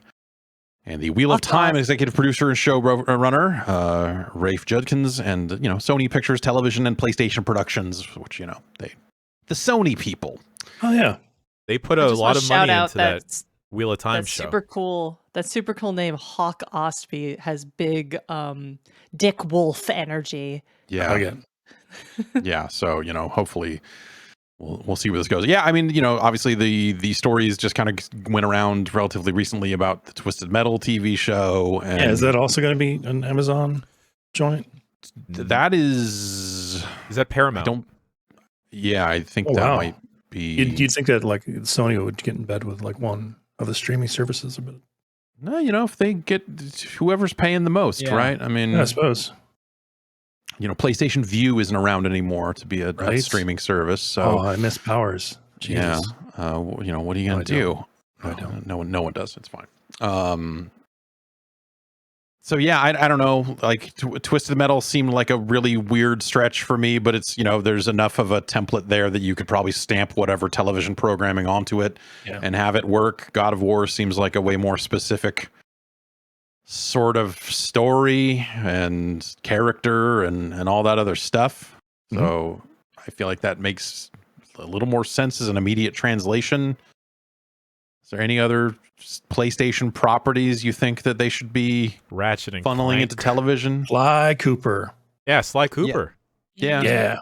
I'm surprised we haven't seen an abundance of. I mean, there was a Ratchet and Clank movie, wasn't there? There was. Yeah, there was. It was that they alright. kind of made into a game as well. The game was better though. Yeah. I should watch and that that. was good. It was not bad. Yeah. Totally fine. Give me a Jack and Daxter show with me as Jack. Okay. That's a different kind of. Y'all can y'all can take turns being the Otzel. Okay. Sure. I want to be Daxter. I just want to be the voice of Daxter. Little Big Planet. I could be Sackboy. I could play a Sackboy. Yeah. Don't you think? Yeah, I think so. 100%. All you gotta do is go. I could not. You know that. No. Yeah. It's easy. It's like 4 emotions. Uncanny. Thank God. So who do you think's gonna get cast as Kratos? Who's worst case scenario? Who's best case scenario? What if it was The Rock? Yeah. I was gonna say The Rock, and I was like, is that a worst case scenario or a best case scenario? Kratos is based on The Rock. Kratos Everyone knows like that. the Rock can cover the high and the low on that one, I think. Yeah. If you want to do serious acting, perhaps a Dave Bautista. But I feel like Dave Bautista might be the better version of that than The Rock. Really throwing shade at Dwayne. Yo. See a Seth Rogen pulling off. Yeah, Kratos? that's the other end of the spectrum. Him or Chris Pratt, right? Right. Just somehow weaseling their way into a fucking Kratos. It's like make it CG so Chris Pratt can do it. Yeah. Because I don't know, a lot of the stuff that the Rock is in lately is just very fairly family friendly. Right. Yeah. Who's like another big, beefy dude that can grow a good That likes to beard? slap meat. Jason Momoa. Oh, actually, Oh, you have to shave it. I mean, he's Achi, I mean, that's a good Rock's idea. there. yeah. Yeah, settle down. We got to be careful because we can't make Kratos too fucking sexy. No, Do we we have to should. be careful? Why not? Do we have to be careful about that? Although I think bearded Kratos is way sexier than I don't know. Seeing Kratos without a beard right now is fucking weird. It's like he's naked. Yeah. It's like who let Quan Chi in here? What the fuck's going on? Yeah, exactly. Like I hate it. Beardless Kratos sucks. I'll say it right. All right. now. Hear me out here. Right. Out of the 3 main Twilight actors, Kristen Stewart plays Princess Diana. Robert Pattinson is now the Batman. Kratos. Taylor Lautner, baby. It's Taylor Lautner's time. Exactly. You gotta find him though. He's just warming up. Where's he been? He'll play the boy. He was in a Kevin James movie recently. Okay. All right. Okay. Well, Getting that out there. yeah. Adam Sandler. with Adam Sandler. Adam Sandler as Kratos is a more compelling pairing. It's just him in one of those big beefy Halloween suits that make you look like you have muscles. He sings a song halfway through to his boy Atreus. Atreus. Oh God, what was the kid's name? Yeah. I think it's Atreus. I don't feel good anymore. I don't want to talk about this anymore. Michael Cera is Kratos. Oh shit! No, he's the boy. He's the boy.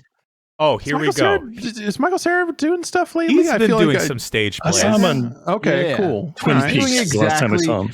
He's doing. It appears that he is doing exactly what he wants to be doing. Great. Cool. He shows up in Drunk History all the time. They got him on speed dial. Lin-Manuel Miranda as Kratos. Get him out of here. It's Kratos and he's rapping, and it's the worst raps you've ever heard. Oh, he should be the head guy whose name I'm forgetting. He'll just rap all the lore the whole time. Mimir. Oh my God. Mimir, What's his name? It was Mimir. Ymir? Could be. All right. Chris Evans. No consensus there. Okay. Yeah. All the bad answers are the best to do. Like, they're the most fun. So Michael Chiklis. You mean the thing? The thing. Yeah, baby. You mean the shield? Yeah. Nope, the thing. That's what I. Kratos is a dirty cop. Yeah. Kratos is a dirty cop, if you think about it. In a way, yeah. Oh, shit. Epic bought Bandcamp. Why? What? I don't get it. I don't know. Yeah. There's they both posted bits and pieces of this. There's the Bandcamp blog where the founder of Bandcamp posted and said, "I'm excited to announce that Bandcamp is joining Epic Games, who you may know as the makers of Fortnite and Unreal Engine and champions for a fair and open internet." Which I I mean, sure, they're in that fight with Apple. That doesn't. Yeah, that seems a little self-serving. Insofar as corporations can help people, right? So far as Tim's, but I think Epic has changed conversations about the cuts going to game developers and all that sort of stuff in the way that they run their store, and that's been a good thing. Champions for a fair and open internet, probably technically true in some weird way, but also we're trying to take it to Apple still. Exactly. Yes. That lawsuit we're still mad about it. It says behind the scenes, we're working with Epic to expand internationally and push development forward across Bandcamp, from basics like our album pages, mobile apps, merch tools, payment system, and search and discovery features to newer initiatives like our vinyl pressing and live streaming services. This one is a little weirder to me because when I think about who would I bring in to build a better web-based storefront, it's not the people that made the Epic Game Store, because that's not there yet. It's acceptable, but yeah, it's fine. Bandcamp has better tools there. They would be better off taking whoever built Bandcamp and going like, help us make this game part better. But the live streaming services is kind of one of the parts that I kind of latch onto here.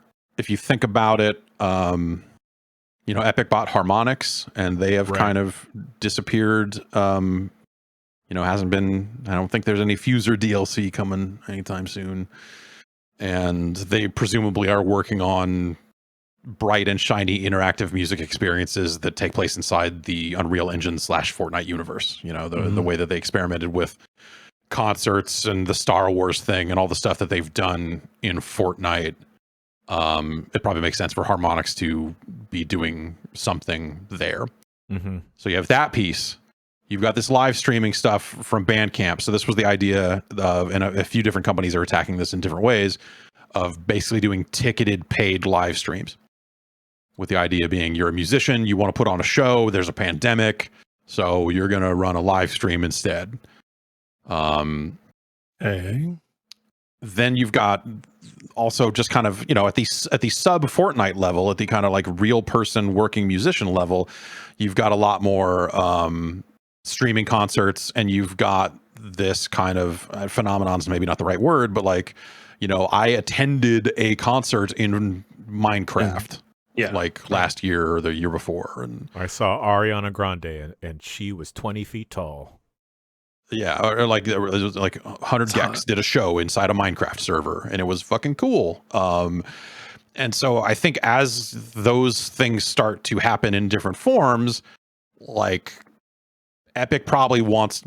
If I were Epic, I would be looking at what they're doing at the like Travis Scott level and going like, oh, we're the Unreal Engine. We can scale to all sorts of big and small things. We should do a version of these tools that's accessible for any musician who then wants to put on their own ticketed, paid, interactive thing, whether that's via a live stream or via you joining with a game client and getting into a world and doing a concert that way. I think all that stuff lines up in an interesting way that I bet is part of what they are thinking here. Remember that the Unreal Engine, as a part of UE5 and part of that Matrix thing that came out, all those assets and Unreal Engine needing to build a bigger and bigger asset store, because that's one of the big things that Unity has done well, is let people come in and buy a bunch of assets and then put out a game in 2 days using the same flipped assets. And it's terrible and whatever. But no, but seriously, like you could see a situation where like, hey, if you're a musician and you want to put your music on the Unreal Engine asset store as well, now game developers can easily license it for use in their games. Okay. Yeah. All right. And creating a pathway there for those musicians to get more exposure or to be a part of that asset store seems like a super no-brainer. Took me a while to get there, but all right, that clicks. Yeah. And so I just think when I look at what Epic is doing and has done, and I think about what you would do if you suddenly had just a fuck ton of independent artists in a similar store environment, the ways you could bring those together, that's where those things intersect and make sense to me. And that's potentially exciting, I think. Like those could be interesting opportunities as long as they don't fuck up Bandcamp. Bandcamp was talking about eliminating Bandcamp Fridays. Or not announcing any further ones, which was, every so often they would say, hey, this Friday artists get the full cut. Mm-hmm. We don't take anything of any purchase that happens on this particular day. And at one point they started to back away from that on account of like, that fucking costs money. And which Epic has. So. Yes, which Epic has. And I think that as part of this, they're like, yes, we're going to keep doing Bandcamp Fridays. Let's hope so. Short term, I know people musicians have been pretty fucking skittish about this since this got announced. Yeah. But I look at it and like there's a way through this that seems like it could be a really good opportunity. But we'll see. Definitely, takes a second on its face, but yeah, it's a weird purchase. That's the thing now. I feel like Epic could buy anything and you will eventually find like a reason why it would make sense and be like, oh yeah, I guess an oil company would make sense for Epic. Yeah. We've built we've buying this company that is into burning rainforests. We just thought it would be cool. I see the connection. Yeah. As champions of a fair and open internet, and we want to So I don't know. Like I think that there's definitely some potential for some really cool shit to happen there. As long as they don't fuck it up. There's also like I feel like there's a billion different ways where that goes bad, but we'll see how it goes. Speaking of going bad, Start Engine, the investor.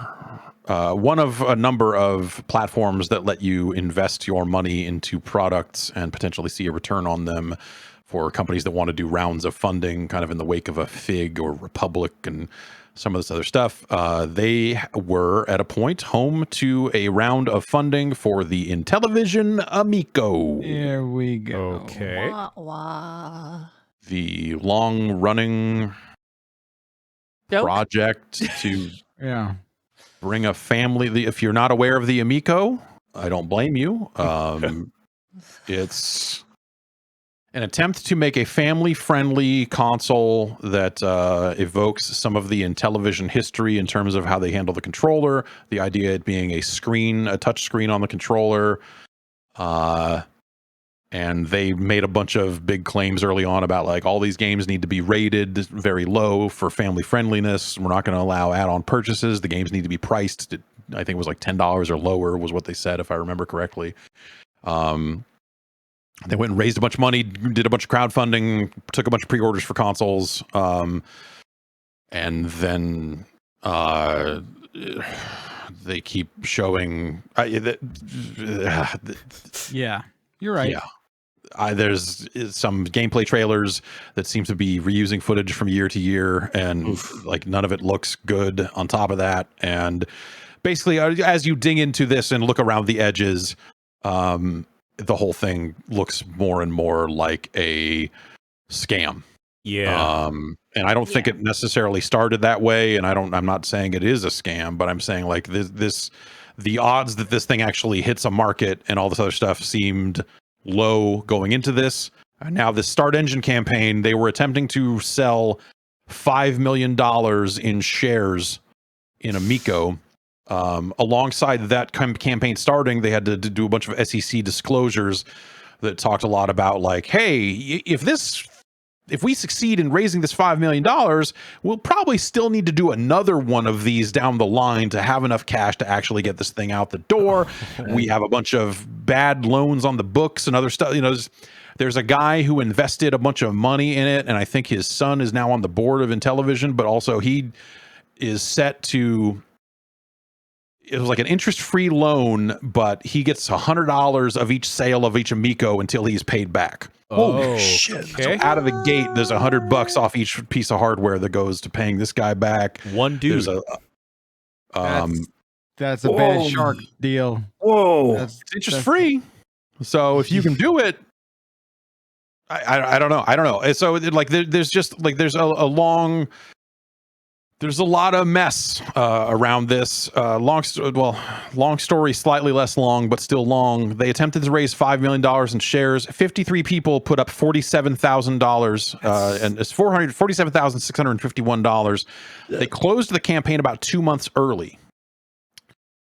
And the SEC filing around this would seem to indicate that because of the failure of this campaign, they maybe have 1 to 2 months of money left. The number was slightly higher. It was up above 50,000, but I think because the campaign did not reach its goal, it gave people the opportunity to then go like, oh, I want my money back. I don't want to be a part of this. Yeah. I just want to mention that $47,651 divided by 53 is $899 per person. If there was an even spread. If it was averaged, which means that there's obviously a couple of whales in there just throwing in $10,000 for to make it look like it's going somewhere. Probably. Yeah. Man, people's portfolios now are fucked. Damn, son.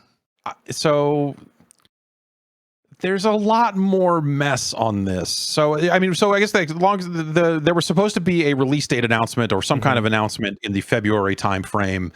That came and went. We're now in March, and the CEO of Intellivision, Phil Adam, who has taken over, I guess. So Tommy Tallarico is no longer the CEO. He has stepped down to Chief Creative Officer.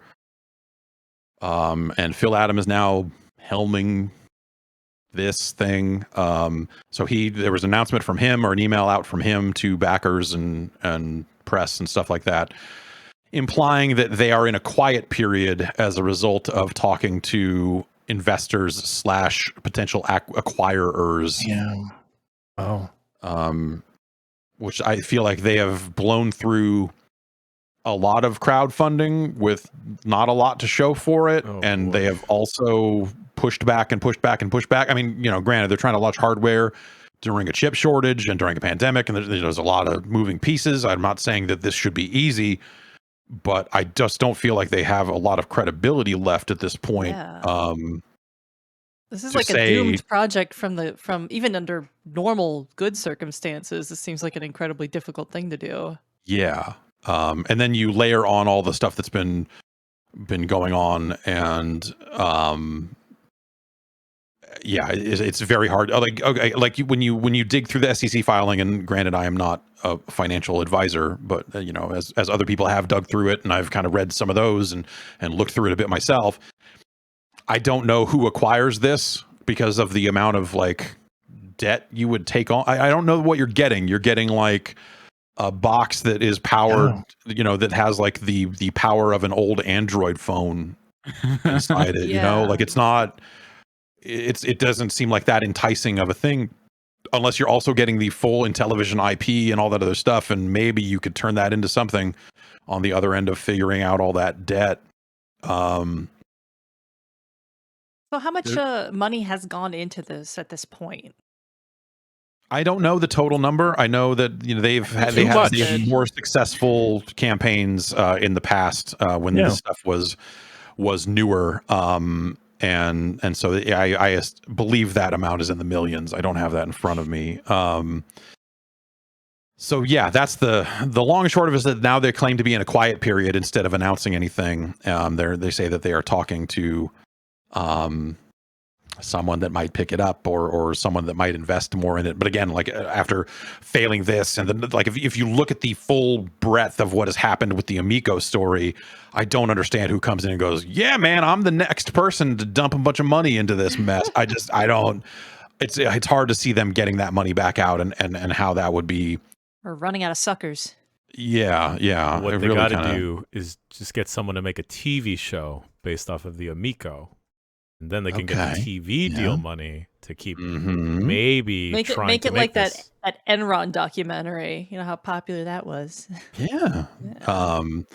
Then around this, there's just been there's like a weird community of people that are like super hyped for the Amico, and then they look at any negative coverage of it as being like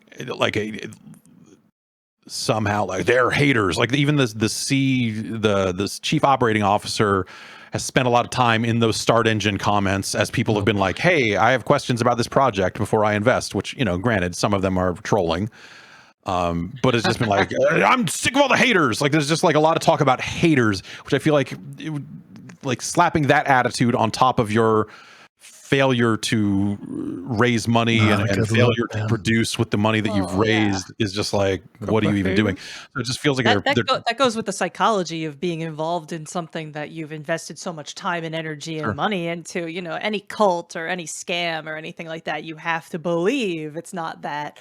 So you're just going to double down and get super defensive about it. Yeah, and so they've tried to turn it into this culture war of like, this console is just plain fun for families, and you've got like YouTube people out there like that have taken that side, and then you see reports out of that community saying like Tommy Tallarico got on a private Zoom call with a lot of us influencers and talked to us about Amico stuff that hadn't been announced yet, and you're like, wait a minute, is that legal for him to disclose that as in conjunction with the investors, and telling them ahead of investors is like highly irregular, and what's going on there? And so there's a bunch of backpedaling there, like, oh, I never said that, like YouTube videos getting taken down. What influencers is he reaching out to? The same way as NFT stuff. Like it's the same like brand of like cult of personality stuff going on. Yeah. Is he reaching out to like, I don't know, like old console restorer people, sneakerheads about the Amico? It seems like an older audience. So that's the kind of the other weird thing is like for a console that seems to be presenting itself as like we're this family friendly thing. It is a bunch of gray beard dudes going like, yeah, television's back, and like I don't know. It's it's very interesting. There's so there's been some backpedaling on the end of some of that stuff happening where the COO posted in a comment on that thing about the SEC Form C filing and how the haters would use that filing to attack the company. It's like the haters. So exhausting. It's an exhausting mess of like I've been trying to keep it at arm's length for as long as I could, but this was just a slow enough news week to make it happen. So it's a goddamn mess. The games are already on sale, by the way. Nice. You can buy Amico games, but what you get is a box with an RFID card in the box, and then the RFID card links to, because you're supposed to be able to tap cards on the console to acquire games. On that card is just a URL, like an amiibo that goes, like an amiibo, that goes to a website that the URL that isn't live yet. This is why the environment like is an dying. IOU. Yes, and those they did. I was confused about this, but apparently they are claiming that these RFID tags are also meant to be NFTs in some fucking way. So I'm done. Because of course they are, right? I mean, like if this company is like spiraling out of control and you're like, we need to find new suckers for money, at some point you're like, oh, let's write the word NFT on this document and then try to raise money that way, and maybe we'll have better luck. But this is the Fire Fest of consoles. Yeah, they're like promising a lot and then being the like, Soulja oh, Boy console held more promise than this thing did. at this point. It did. Jesus. I don't know what to make of it. It's a mess. It's a mess. Long story actually short, that thing is still an absolute mess. And I seriously doubt that thing's ever going to come out at this point. Like, I'm certainly, that's not a fucking bold take. Like that's becoming a pretty common take on this thing. And we'll see what happens, but it feels like they missed their window for making something like that and the amount of money they'll probably have to charge for it. They also went back on some of the console pricing and said, hey, it's going to maybe have to be higher than we thought. Yeah, at which point, why wouldn't you buy a Switch? Like it's getting into this territory of just like you're charging the same as other actual proper consoles, and why would anyone? Even the initial promise was like absurdly low, like unfeasibly, stupidly low. It's like that's not going to happen. Like, use your noodle. Like consoles take more time and money and work and materials to make than that amount of money.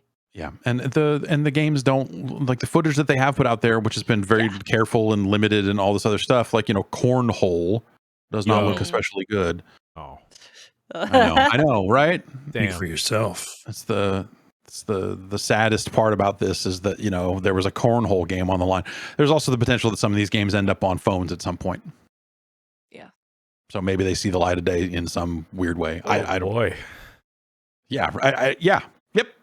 I don't know what the fuck's going on. I don't think anyone really does. I don't think the people trying to build this console know what the fuck's going on. So how could I? Part of me wonders if those people are even getting paid, like the engineer type people, the people that actually have to do the work. Part of me is wondering if like even they are not getting like their checks deposited in their bank. I believe there was a story where one of the people that was responsible for some architecture aspect of it had not necessarily been red flags. Could not have more red flags. Oh, I hit the mic. More red flags. Yeah. Anyway, Yeesh. I don't. This is depressing.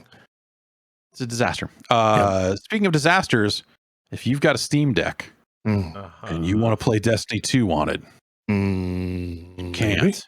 What? And if you try, you're gonna get fucking banned. Fucking why? What?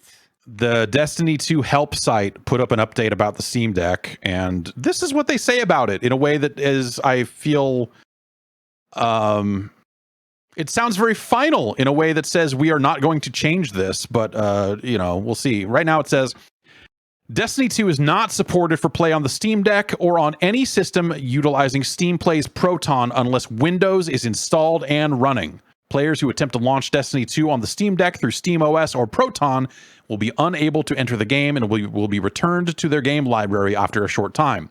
Players who are not accessing Destiny 2 through Windows and attempt to bypass the SteamOS Proton incompatibility will be met with a game ban. Wow. Oh, okay. So it's not like a one and done sort of thing. No, it's not like you push the play button and then you're banned. It's like you push the play button, it doesn't work. But then if you try to make it work, boom, you're done. So, all right, so someone explain why do this? I don't know. Anti-cheat.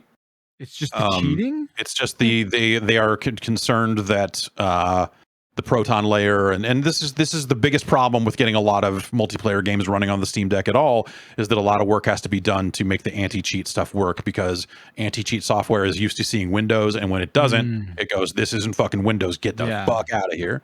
Yeah, I'm scared. You're cheating. Yeah, and so this is work that Bungie would have to do to make their anti-cheat compatible with Proton. And I find it interesting that there's no bit in here that says we are investigating Steam Deck compatibility and have nothing to announce at this time. There's no like, hey, you know, we would love to support the Steam Deck, but it's not viable. You know, like there's nothing like that. It is literally, this is not supported. If you try and get funky with it, we're banning you, which seems extra fucking harsh to me. Yeah. Yeah, it does. My God. Jesus Christ. Just Yeah. let me fucking play my Destinies. We just raid on the toilet, damn it. Yeah. Yeah. For All right, 6 hours. so, look, there's an easy solution to this, people. Cheat. You install Windows on your Steam Deck, There you go. Problem solved. which is very much a thing. So Yeah, but I don't think that people have done that yet, right? Have you seen anyone that is? Because I know there were some. I believe there was some stuff, some driver stuff that hadn't happened. There were no Windows drivers for that architecture yet, or something. I'm pretty sure you can put Windows on there. I don't know if you're Like playing a so many wine type games thing, on or- there. Right, In fact, the review materials was basically like, here's how you do it. Okay. For real? Wow. So, yeah. Holy shit. So, yeah, but there was also a lot of language of like, hey, there's still some graphical driver stuff that needs to get ironed out before this is a viable. It sounds thing. like the big thing is waiting on AMD drivers for the Steam Deck. So maybe that's a viable option if you want to then devote a chunk of hard drive space to Windows and then dual boot your Steam Deck, which some people are going to be able to do, but some people are not going to understand or want to do. And the Steam Deck, it's just a layer of confusion on this stuff. So I don't know. I just, it seems like if the Steam Deck becomes popular enough, then and Bungie gets enough requests for it, that they would have to at least consider that. But just the language on their help pages is so weirdly final.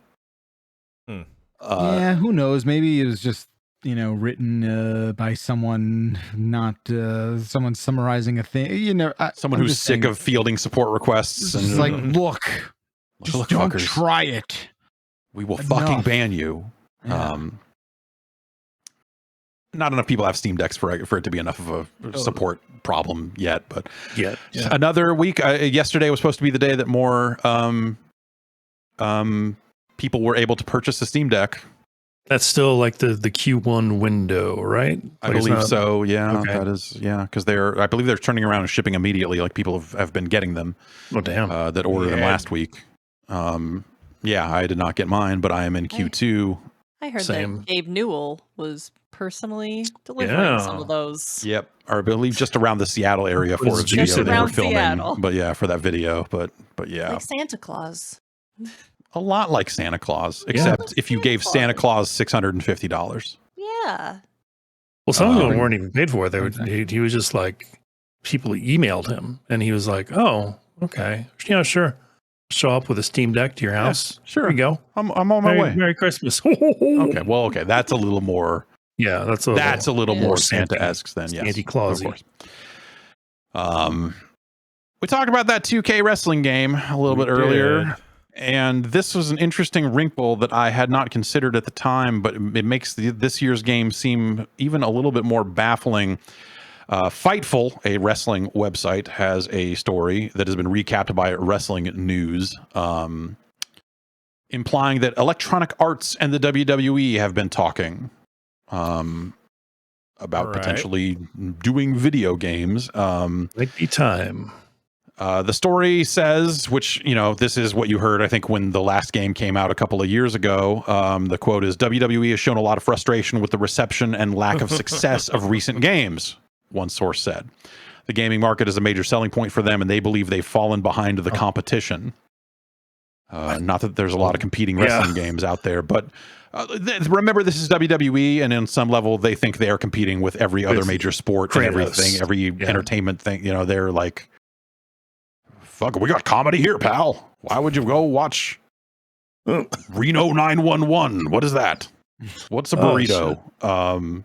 Jesus. He would all have that sort of only stuff. just found out about Reno 911.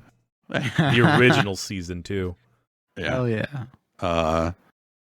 It is also implied that this might be the last year for 2K's contract. That the last, this story says that the last contract signed was back in 2016, and that it was a 6-year deal with an option to extend. So if the game sells well, an extension could be made, but if it's viewed as a failure, then moving to EA could become a greater possibility. I wonder how this game will sell, but I think qualitatively, it's time to go. Yeah, 100%. It's been time absolutely. To go. Yeah, just to shake it up. But, just taking a year off was certainly not enough to get them back to where they needed to be, for sure. It's a complete overhaul is necessary. Just new direction. Yeah. And, EA hasn't made a wrestling game since they briefly had the WCW license back in 99. I want to say is when WCW Mayhem came out, and WCW Backstage Assault, the two games that EA published that were a different take on wrestling games. And I at least welcomed that at the time because it had been so locked up in the same exact control schemes and all this other stuff when THQ had all those licenses and Acclaim and, that it was nice to at least see like a slightly different take on it. Mayhem was not a terrible video game. It has not aged well. But at the time, at least it was different. And EA does UFC games, which are not the same thing, but it's probably the closest to like two shirtless dudes hitting each other that EA has right now. I don't know. They took all the fighting out of the hockey game, right? You can't pull a guy's jersey off and deck him. You can't pull it off, but you can. They do have like a very rudimentary punching thing. Okay. It's not fighting, it's a punching thing. It's a punching thing. That's how it's always been, I guess. Yeah. I would be very interested in seeing someone else take this license over and start over from scratch. I think that there's just it's this game the game that 2K is putting out this week doesn't, I don't think it'll be as dire as it was 2 years ago, but also how many fans did they lose by putting out that game 2 years ago that are now going to like wait and see on this game or wait for a sale on this game or just not be there to I don't know, to buy it. And I guess I haven't followed the sales numbers for these games. I wonder if there are people that just buy this like they do Madden, just every time it comes out. Who knows? Certainly, it's the only game in town.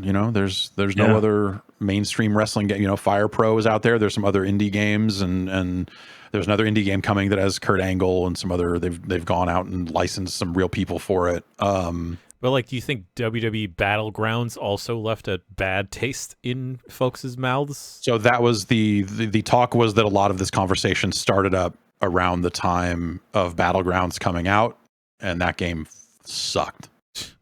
So you've got that double whammy of that mess, and then also 2K20. Yeah. And it doesn't feel like 2K. I think the other implication is that WWE is concerned, almost like they're conspiracy theorists over there, that that not enough money has been going into the development of these games compared to 2K's basketball game. To which I would say, yes. Yeah, no shit. You know what happens? That people buy the basketball game. Yeah. But if you're WWE and you're like, well, we got all these people watching us every week, or we've got all this money coming in, our business is this. Why isn't our video game bigger? I'm sure that those are the questions they're asking, and at some point they will probably. I would not be shocked to see this exact thing happen. But it wouldn't result in EA making a game next year. They'd probably have to take yet another break. Totally. Just give me a game where I can play as Kofi Kingston and the whole thing is just running on walls. Dude, right? By the time hopping on pancakes. Fuck yeah. Something else to consider. By the time, okay, let's assume this happens. Let's assume this is the last 2K wrestling game.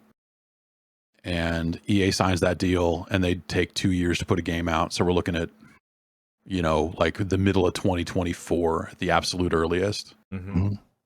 Now answer me this. Is Kofi Kingston still signed to the WWE in 2024? I don't know. I can't. Maybe his contract actually is that long. I don't know. That's maybe he may be there just kind of. He might be a lifer and then flies underneath the radar just enough that he's okay with it. Could be a legend at that point. Who knows? Sure. He's certainly gone through enough dips, and I think in how they've handled him that, and he's come back from that. And I think he might be a lifer. But then again, Shane McMahon, whose father partially runs the company, is no longer part of the company. So yeah, so anything is possible. All bets are off for sure. People in the chat are saying that that the New Day, all three of their contracts are in the 2023-2024 timeframe, which that lines up about. Yeah, now that I think about it, I believe that is correct. We will see. Anyway, I think it's beyond time. I think that 2K is not done. And I know some people have liked some of the games that they have made, but I don't think 2K has done a good job with this license at all. The entire time they've held it. I haven't been able to get into any of them. To be fair, the company doesn't handle themselves that well. So you're absolutely right. Like they are also bad at all this stuff, and it'll be curious. I like when this AEW game comes along. I know they're supposed to have some new news on it at some point, but they just said like, oh, it's going to have crossplay and a couple other really minor things. Yeah. And that they're doing voiceover recording recently and stuff. So that sounds like they're moving along, but who knows? Who knows? Yep. I bet. But also that game is being developed by Ukes. And Ukes was part of the problem when 2K had the lot, like Ukes made a lot of fucking terrible wrestling games. So who knows? We're going to step into the delay zone for a little bit here. Oh, I love it here. We just kind of kick back and say, yeah, we'll do it later. Yeah, it's nice. Forspoken, originally due May 24th, has been pushed back to October 11th. Oh, my birthday. Well, there you go. Is it really? Yeah. Have a Forspoken birthday. I will. They have, Luminous Productions put out a tweet with a graphic on it that says that our vision for this exciting new IP is to deliver a game world and hero that gamers across the globe will want to experience for years to come. So getting it right is extremely important to us. To that end, during the next few months, we will focus all our efforts on polishing the game and can't wait for you to experience Frey's journey this fall. Forspoken is the kind of isekai style game where the lady gets transported into a magical realm. For folks who have forgotten what Forspoken is about. Yeah, she's flying around, she's flipping around. A lot of us have forgotten because the name is so generic and does not describe at all anything. It is not happening. The Chaos Final Fantasy one. No, it's not. That game is out pretty soon. What? That game that game is out like in this month, I believe. Yeah, I think it's out this month. Yeah. Holy shit. Now, with that bit in mind, now think about the release of Babylon's Fall and how sent off to fucking die that game really was. Yeah. Yo. Deservedly so, I guess. The Forge mode and campaign co-op from Halo Infinite, obviously got delayed from launch. They have further delayed that. The campaign will not be a part of Season 2, which starts on May 3rd. Basically, they said, hey, you know what? It's hard. Yeah, I get it. Yeah, because they have to do 2-player split screen on top of the online co-op and getting all that to work in an open-ish world is... they're saying is more difficult than they anticipated. They've also Forge will come alongside Season 3 later this year, and that they have been issuing some of this leaked out, some stuff on Forge, but I guess they have been sending out builds of Forge mode to the community privately for a little bit now to test it out and do all that sort of stuff, and that's cool. That's been happening. And meanwhile, the Season 2 of Halo Infinite does start May 3rd. They're calling it Lone Wolves, and that'll be a whole new battle pass and a whole new set of stuff. Remember that unlike pluralized lone wolves. Yes, multiple wolves, multiple lone wolves alone together. Lone wolves. Isn't that a pack? I don't know. That's not lone. I don't know wolves. Wait, are How? these Very wolves asking for money? Are they lonely wolves? Oh, yes, they will. Okay, yeah, no, wait. We have to take a beat on Jan's banker wolf joke. It wasn't a joke, man. It's just like examining whether or not these wolves want money. We're talking about scams on the news, right? With the Amico. These wolves like loan sharks. Exactly, right? the land lone goes into the wolves. loan shark. Yeah. These lone wolves will be a new set of cosmetics for you to purchase in the store and a new battle pass for you to earn levels on and all that sort of stuff. So yes, the wolves definitely want money. Wolf of They Wall collect Street, interest. huh? Mm-hmm. Huh? No, look, I mean, it all tracks. It all tracks. Lone wolves. And then here's a weird story. Treyarch put out a new Call of Duty map for Black Ops Cold War. Yeah, this is weird. That is not the current Call of Duty game. No. That is last year, or I'm sorry, that is the year before. That is 2020's Call of Duty game. What? Did they flick the wrong switch to attach it to the wrong they just game? deployed for the I don't it's a remastered version of WMD, which was a cool map from the original Black Ops. And they imply that it is the first update for the game this year. I don't know, like did Vanguard go so bad that they just like said, "Oh shit, put out more Black Ops stuff." It went so bad they went right to the Cold War. Damn. Yeah. Maybe they figured like, hey, new Cold War starting. We should probably get back on that. No, it crossed my mind. I didn't want to say it. No, that's okay, not cool. Yeah, it's crazy. It is very weird. They've never done this, right? I can't. I don't think. I cannot think of another example of them releasing something, especially just kind of dropping it out of nowhere. You wonder, like, was this something they started on that got cut from a season that they'd finished up and just said like, "I'll screw it," or is there some kind of like fire drill happening of like, hey, with Vanguard being bad, we need to make sure this is happening. Also, remember the talk that like there will be a Call of Duty this year, but Treyarch's game will not hit next year. That's what the reporting has been saying. So does Treyarch just have a bunch of time on their hands and they're just like, well, I don't know, we could port WMD. Might as well do something. I don't. Yeah, it's wild. I don't know. That's a weird one. Speaking of the fucking horrific real world conflict that's been going on, there's a growing list of companies that have been pulling their products and services out of Russia. I've got a list of mostly gaming companies here, obviously like MasterCard and Visa pulled out in some form, and PayPal, I think. Yeah, Netflix pulled out in some form. What about Spotify? Getting sick of getting hacked by Russian entities. So here's the list I have so far. This is probably not a complete list, but it's what I've seen so far. EA is no longer selling games in Russia. They've also pulled Russian teams out of FIFA. Oh, that's crazy. Wow. Yeah. That'll teach them. Well, it's all something, right? Microsoft has pulled out of, selling Xbox products there. CD Projekt has pulled their games. PlayStation hasn't really said much, but they did yank Gran Turismo 7 just before it was set to launch there. And the PlayStation Store in Russia just says like release date pending or something to that effect. Got him.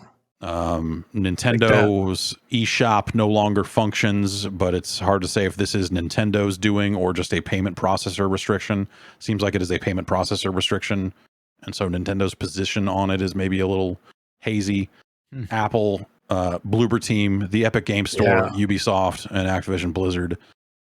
Well, think about your words and deeds now, Vladimir Putin. Well, now you can't play Layers of Fear 2. Yeah. Well, remember, like the goal here is to, if no one wants to do business with Russia, then the people in Russia who are like, hey, we are getting supremely fucking fucked over here on this front, that is another step towards getting them aligned against the war effort. And because it's a oligarchy, right? Yeah, so all the billionaires are like, hey man, we can't make money, what the fuck. It's it's kind of refreshing that there's this kind of power, and that people are getting behind this, especially companies that we don't normally think of as being like, I don't know, at the forefront of like, politics or anything like that. So this is, like I said, refreshing. It's there's certainly debate around like, does pulling those products actually do anything other than punish people like average everyday people? But the fire that needs to be lit. I think in a way you kind of have to. Yeah, you kind of have to, with all these sanctions, you kind of have to do what you can. So we'll see. I don't think that's not going to push people over the line, right? But at the same time, it's fucking horrendous what's happening over there. Yeah, I do think pulling the Russian teams from FIFA is a little freedom friesy to do, but the other things make sense, I think. Yeah. Well, remember that pulling those teams are part of the Ultimate Team thing that you would purchase with real money. So they are selling. Get paid to do that? Some of that money probably actually. I would not be surprised if some of that money went to FIFA and then FIFA had to distribute it amongst the teams. Potentially, there is. I did not know that. I don't know how that deal is arranged, but there's certainly certainly a scenario where that does something. So that's it for the news. Why don't we take another break? We'll come back and we'll check out a couple of emails. What do you think? Yes. All right, great.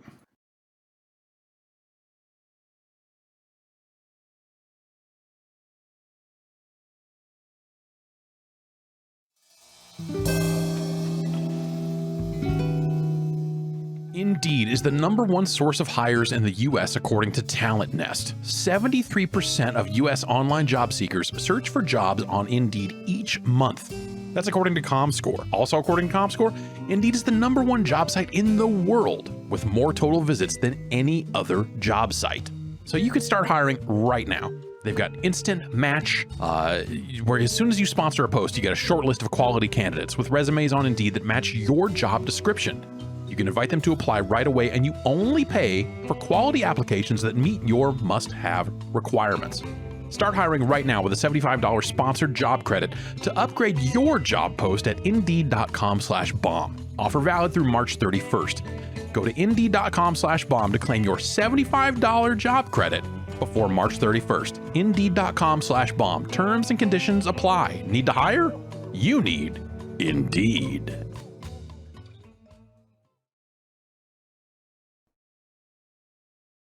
And we're back.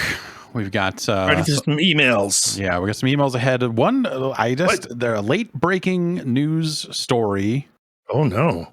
What did we miss? This press release that just for immediate release, Atari completes Mobygames acquisition. Details plans for the site's continued support. Mobygames.com is, of course, a long-running game database with a lot of credits for games and a lot of history in that space. I remember a while ago there was an announcement that went around that said that Atari had gotten the option to purchase it from AntStream, which is one of those retro game streaming services that was bundled into the Atari VCS thing. And apparently they have exercised that option. And purchased it to the tune of $1.5 million. There's something very strange to me about Atari, especially the Atari of today. Like, what are they now? I don't know. Owning Mobygames. What are they up to? Yeah, NFTs and hotels and speaker hats and Mobygames. Like, all right. Shit. How much was it for? 1.5. Wow. 1.5. Jeremiah Freiholtz, who's been running the site since 2013, will remain in his role as general manager. He's also posted to their message boards to say, we will now be investing in full-time development to complete the new site that's been in the works for the past few years, which will replace our 20-plus-year-old code base and tools. Dang. Currently in beta testing with our admins and approvers. We will be expanding the beta as development gets ramped up. Stay tuned. So I guess good for them. It's a weird owner to have it, and like, what does Atari intend to do? How are they going to change it? It's like, undoubtedly it'll change. Undoubtedly, I don't see them picking this up just to let it keep going as it's been going. Well, the quotes here say otherwise. Right. From the CEO of Atari, Wade Rosen, says it's important to Atari that Mobygames retains every bit of its integrity, and we're committed to supporting the site in ways that will improve the experience for both contributors and users. That's crazy. I mean, if that works out, that's cool, because that site, I feel like, has needed an overhaul since before, for a very long time. 20 years. Yeah. 20-year-old code base. Okay. Yes. Part of the reason that we felt we could build a wiki on this end was because of, Mobygames had not updated in a very long time. And also we would hear a lot of complaints from developers that would submit credits to Mobygames and get them rejected for not being a good source, even though they were the people who did it, and just weird stuff like that. So, it's interesting. I wondered if this was going to happen, and I'm still processing what that will mean for them, because Atari seems like a very strange company that doesn't seem like they are doing great. So I don't know, there's them as an owner. Like, I don't know. I know. We'll see how it all plays out. Yeah. Congratulations, I guess. I thought this was the board game the whole time with the whale. Buddy. Like, that's a weird acquisition. That would be, every Atari hotel is going to have two things: a copy of Hungry Hungry Hippos and the Gideon's Bible, and that's right. Let's get on some emails. Yeah. Bombcast@giantbomb.com is the email address that you can send emails to, as Nathan from Tumwater, Washington has, and he asks, what's your idea of perfect weather? Like 45 and overcast. Yeah. 45? That's insane. You're insane. God damn it. Not a lot of wind, though. Cold-blooded. No wind. Cold and still. Because 45, no. 45 is still cold enough for ice to stay ice. Barely. But you won't. You can work up a good sweat. Playing around outside. I'm only really describing like how it should be to play on like a pond, but that's the perfect weather. No humidity, 0% humidity. All right. Well, this is hell weather that you're describing to me. No, That's hell is hot for me. Hell is hot. Yeah, it's dark and hell is hot in stores now. All of my skin would fall off my body in those conditions. I need can 80 degrees. I need 80% humidity, 80 degrees is what I'm going. Sunny 60 with a slight breeze. Yeah. I mean, look, sunny 60 is not that far from 45 and overcast. Okay, 15 degrees is I need that sun though. It's like the sun. Look, I have terrible things to let you know about the sun. Fuck the sun. Fuck the sun.com. Someone would buy that for us, please. The fucking beast. Man, this God of War show is weird. That star is way too close to this planet. I don't know why everyone's all super jazzed about this gigantic ball of fire being way too close. I'm sorry. No thanks. It's tried to kill me once. I won't let it happen again. I'm 45 might be a little low, but like the rest of it, I'll give you 50. I want like brisk, but no wind. Sure. Because the wind is what makes you cold. Like I love going outside and having like if I can see my breath a little bit, but it's not super windy.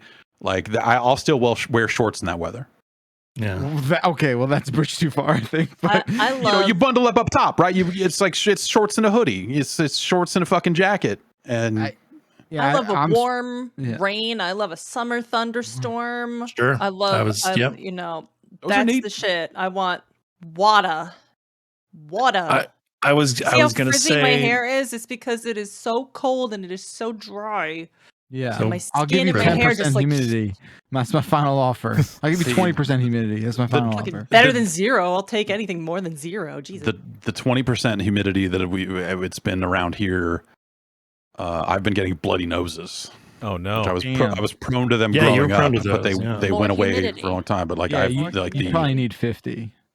Yeah, I'm used to that North Bay wet. I sleep with a baby humidifier on in my room because I'm pathetic. But I do now as well. No, you should. That's a good thing to do in the winter. Yeah, you sleep better, and also it's shaped like a penguin, and his name is Puffington, right. And I love him like a child. Like if you're gonna get a humidifier for your room, get one shaped like a cute little creature. That's all I can say. Just make sure you clean that shit out. Clean that child out, because I'll get to it. Some real water funk building up at the bottom of humidifiers. A white gunky base. They sell stuff like a little tiny charcoal fish or something you just throw in there, and it's supposed to prevent that from happening. Oh, okay, get me a charcoal fish. But they don't always fit into smaller humidifiers, and I have a small humidifier that doesn't fit in this. It's a big little guy. He's like yay tall, foot We had a dragon for a while. Oh, nice. Yeah. Because then the fog would come out of his nostrils like he's a fucking dragon. It was great. That's sick. Yeah. Dustin from Moosejaw writes in and says, as an early backer, I just received an important status update email from the Star Citizen development team. Oh, no. This is an excerpt from that update. Yeah, it's scams and flams week over here. AI content began closing down the first pass on the coffee shop vendor. This is an example of the existing bartender behavior, with minor extensions, being used to deliver different shop experiences. In this instance, additional content was only required on the art, animation, and level design sides. The team also added template particle effects, set up VFX animation triggers, and added the counter terminal to allow some more idle activity for the vendor. They're currently devising additional coffee shop layouts and creating wild lines. And Dustin's question, what is Star Citizen? It's a coffee shop simulator now, I guess. What it is. You found out. Yeah. What isn't Star Citizen? A video game that you can play. Yeah. I like that the coffee industry is still around in space. That's cool. Space coffee. Do you think, what do they brew? I mean, do they have like hydroponic? Can you grow coffee hydroponically? Probably, right? Yeah. It's grow coffee in space. You're just growing beans. Yeah. They'd be selling death sticks instead of. I thought we would have moved on from coffee to death sticks. Or whatever. Shout out to Moosejaw for living in a place called Moosejaw. I love that. Yeah, it's pretty dope. I like that. Yeah. I've only heard of Moosejaw once before, and it was in a very bad movie called The Apple. You should watch it. If you're from Moosejaw, go watch The Apple. It's the law. Jordon from Lansing, Michigan writes in and says, in the year 2022 AD, why on earth don't we have playback controls like rewind, pause, and fast forward for video game cutscenes? I cannot count how many times I've missed key pieces of dialogue because of life interruptions. Yeah. I think all cutscenes should have a pause at least. Well, what's dumb is that they're always recording footage at all times. Yeah. So like they're, it is there to do. We just we choose not to.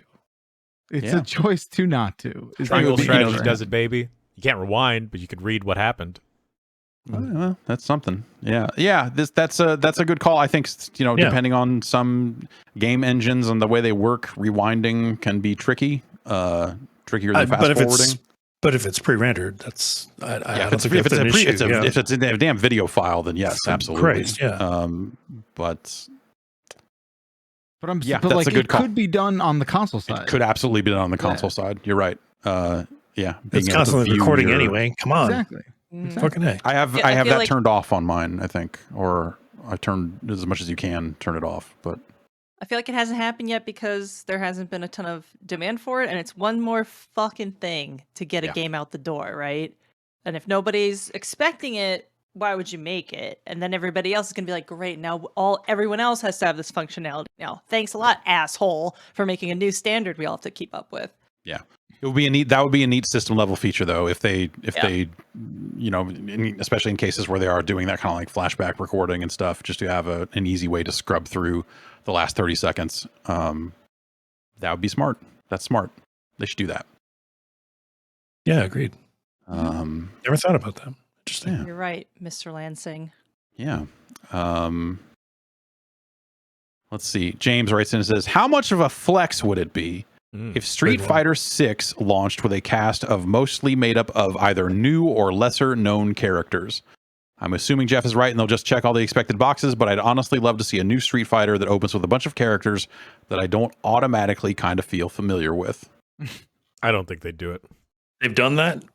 Yeah, they did Street it. Fighter 3? Yeah, people were bummed. People were bummed about it. At first. And at first, that game totally came around by Third Strike or whatever. But at the same time, not having Honda, not having Guile, shit like that. That's not how you get a hype machine going for something. Yeah, you gotta. Yeah, those characters are fucking tried and true, and you gotta keep bringing them back. I'm sorry, and but balance it with a new cast, of course. Right, but yeah, you can't forget. Don't forget your roots. And I think going the other way of like launching with a new cast of characters and then getting to a point where you're like, now we'll sell you Guile sucks too. Yeah, that's just Not that they haven't done that exact thing with old, with old Street Fighter characters in 5 and 4. Like yes, they've certainly done it. And stuff. Yeah, but yeah, I don't know. Like if you think about it, maybe that's the cadence they want to get to, right? Every third game is fucking weird. Okay. So maybe this is the time for them. Like 3 was their departure with a whole new cast. Maybe 6, they're like, hey, look, it's time. What if it's all just characters from a different game? So you're semi-familiar with them, but they're all in Street Fighter. It's all SNK characters. Yeah. Okay. Sure. Yeah. What if it was all Tekken characters? What if it was a bunch of Tekken characters in a Street Fighter game? That'd be who would he? Fuck yeah! Ridiculous. What if they did a Street Fighter cross Tekken? What if never. What if that would never happen? It's impossible. Never happen.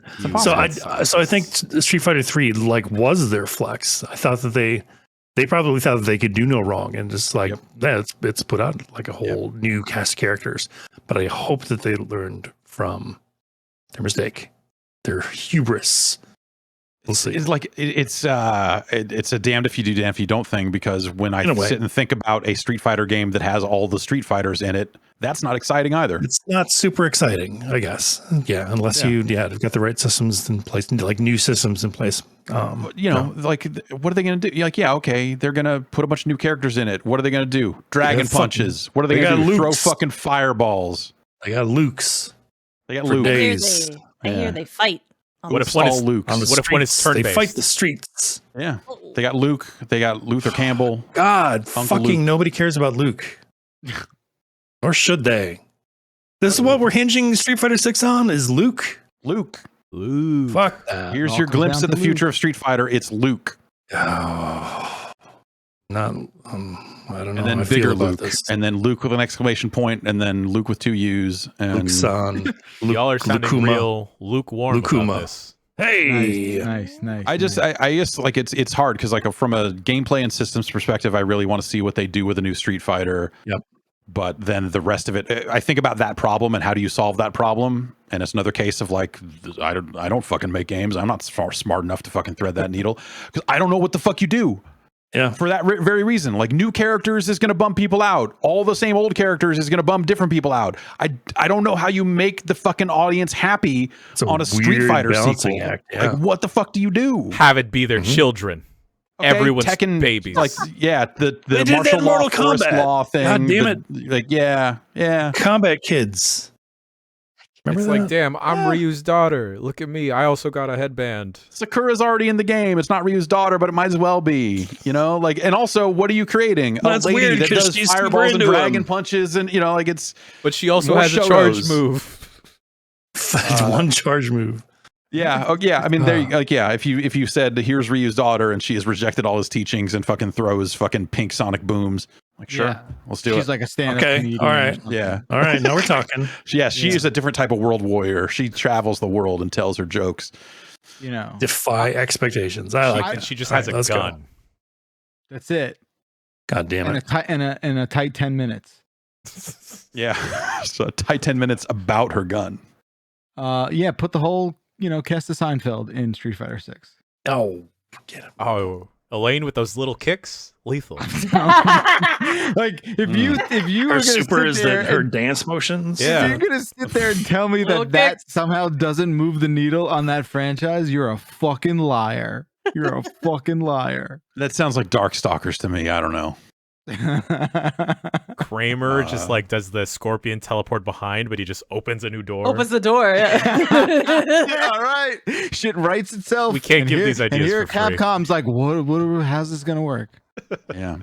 We just solved it for you. You're welcome. First problem solved. Problem solved. What if it's a 7-button game now? Oh shit. They add a dust button. Dust. Oh fuck! 3 punches, 3 kicks, and the dust button comes over. We'll see. Here's an anonymous email from Europe. Oh no.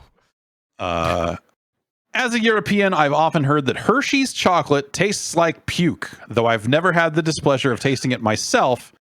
Since Hershey's seems to be the Americans' chocolate of choice, does that mean when you Americans get sick and vomit, instead of being grossed out by the taste of vomit, you go, woo, taste of chocolate in my mouth? Yummy, There's yummy. a hint of milk chocolate in there. This actually came to my attention very recently. According to the rest of the planet, and I kind of trust them on this, American chocolate is dog shit. It is though. So, like, all right, now we're going to war. Yeah, well, look. So I've traveled the globe, and I've had chocolate in Belgium, which is World like the Warrior place you go to have chocolate, right? Yeah. And I remember it being like really good. I don't remember it being like life changing, but it was definitely very good. I like if you give me a Hershey's chocolate bar, Just I a will straight break up off milk one of chocolate. those bricks. Yeah, Yo, give me put one some of those fucking bricks. almonds in there, and I'm like, Sure, this is good. It's good, right? But so Lucy told me about Tony's Chocolonely. Yo, that shit's tight.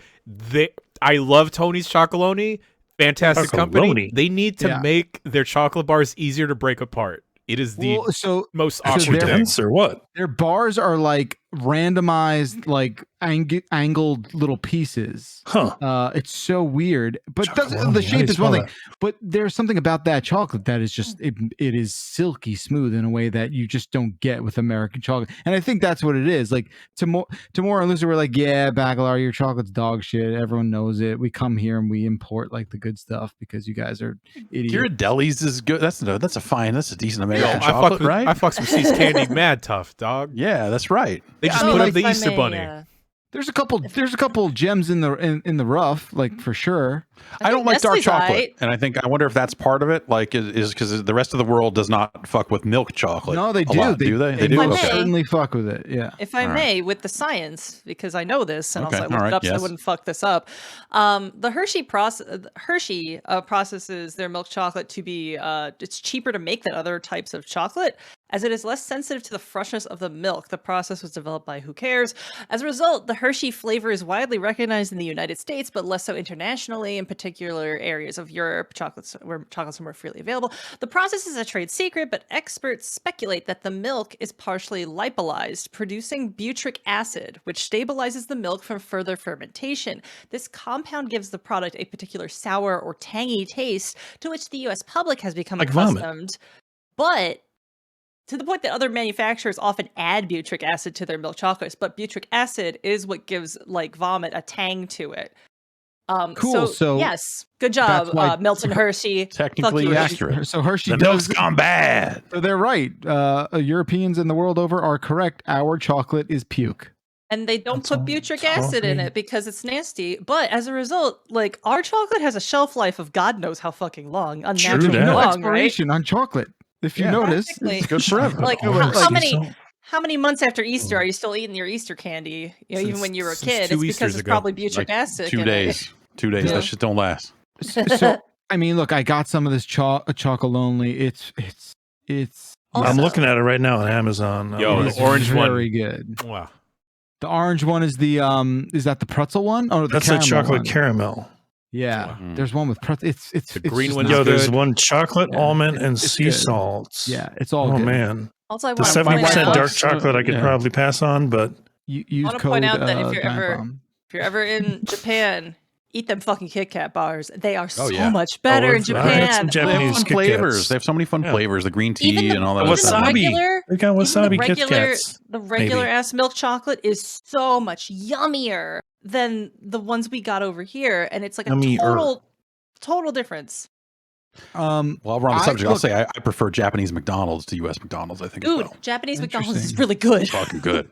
But yeah, so I've never once thrown up and said, ah, yes, chocolate. I threw up earlier today. It just tasted like water. It was nothing, no big deal. Okay. But like what's it called? But I'm still like a Reese's guy too. Like, give me Reese's peanut butter cups. Those are fucking unbelievable. I love those. My wife gets fancy chocolate sometimes, and it's like these $9 chocolate bars that I bite into, and she's like, this tastes like fucking dirt. What is this garbage? And fancy. It's fancy. Yeah, I don't like that stuff. But like I've definitely like bought like the just off the shelf, whether it's like a Cadbury or like British candy bars. I'm into those. They're fine. Okay. But I guess I can't say that I've noticed that the chocolate was like dramatically different to me. So, I don't know. I'm like super zoned in on this Chocolonely stuff. Yeah, it's never heard just of it. really good. It's, okay. Is this like also, a roly-boly? Slave-free labor. They properly pay their farmers, which is the great part. That's the big angle for this brand too. All right. Okay. All right. I'll try this shit. Shouts out to Tony. Oh, there's a big box of the orange ones. Yeah.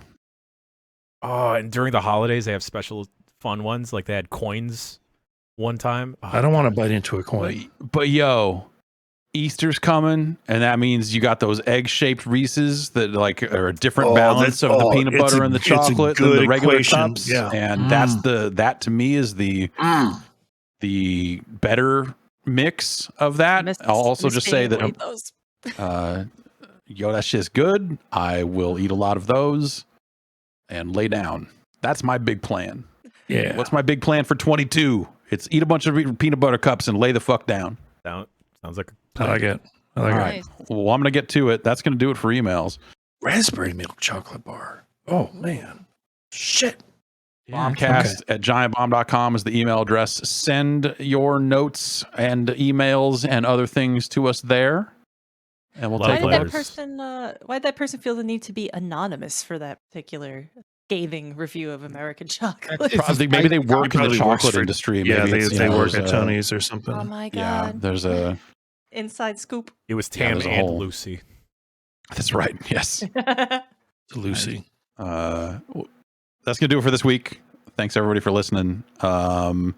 There's what else is going on? There's this Sony thing happening. State of Play is coming up tomorrow. It's only 20 minutes, but I think we're going to take a look at it anyway. Yeah, but before that, I think we're doing Arcade Pit as well. Get in the pit. Team Butts coming in. Got momentum. All comers. Yep. Team Juice. Gonna try the best toad in the world is coming. One, Yeah, they're trying to ice us out, Jess. It's fine. I'm sorry. It's the best tag team toad because that fist was huge. It was huge. It was a big fist. Should be considered. Considered the big fist. So check that out in the morning. Great, but big fist. And we'll be back next week with another episode of the Giant Bombcast. Take care of yourselves. Stay safe. See ya. Bye.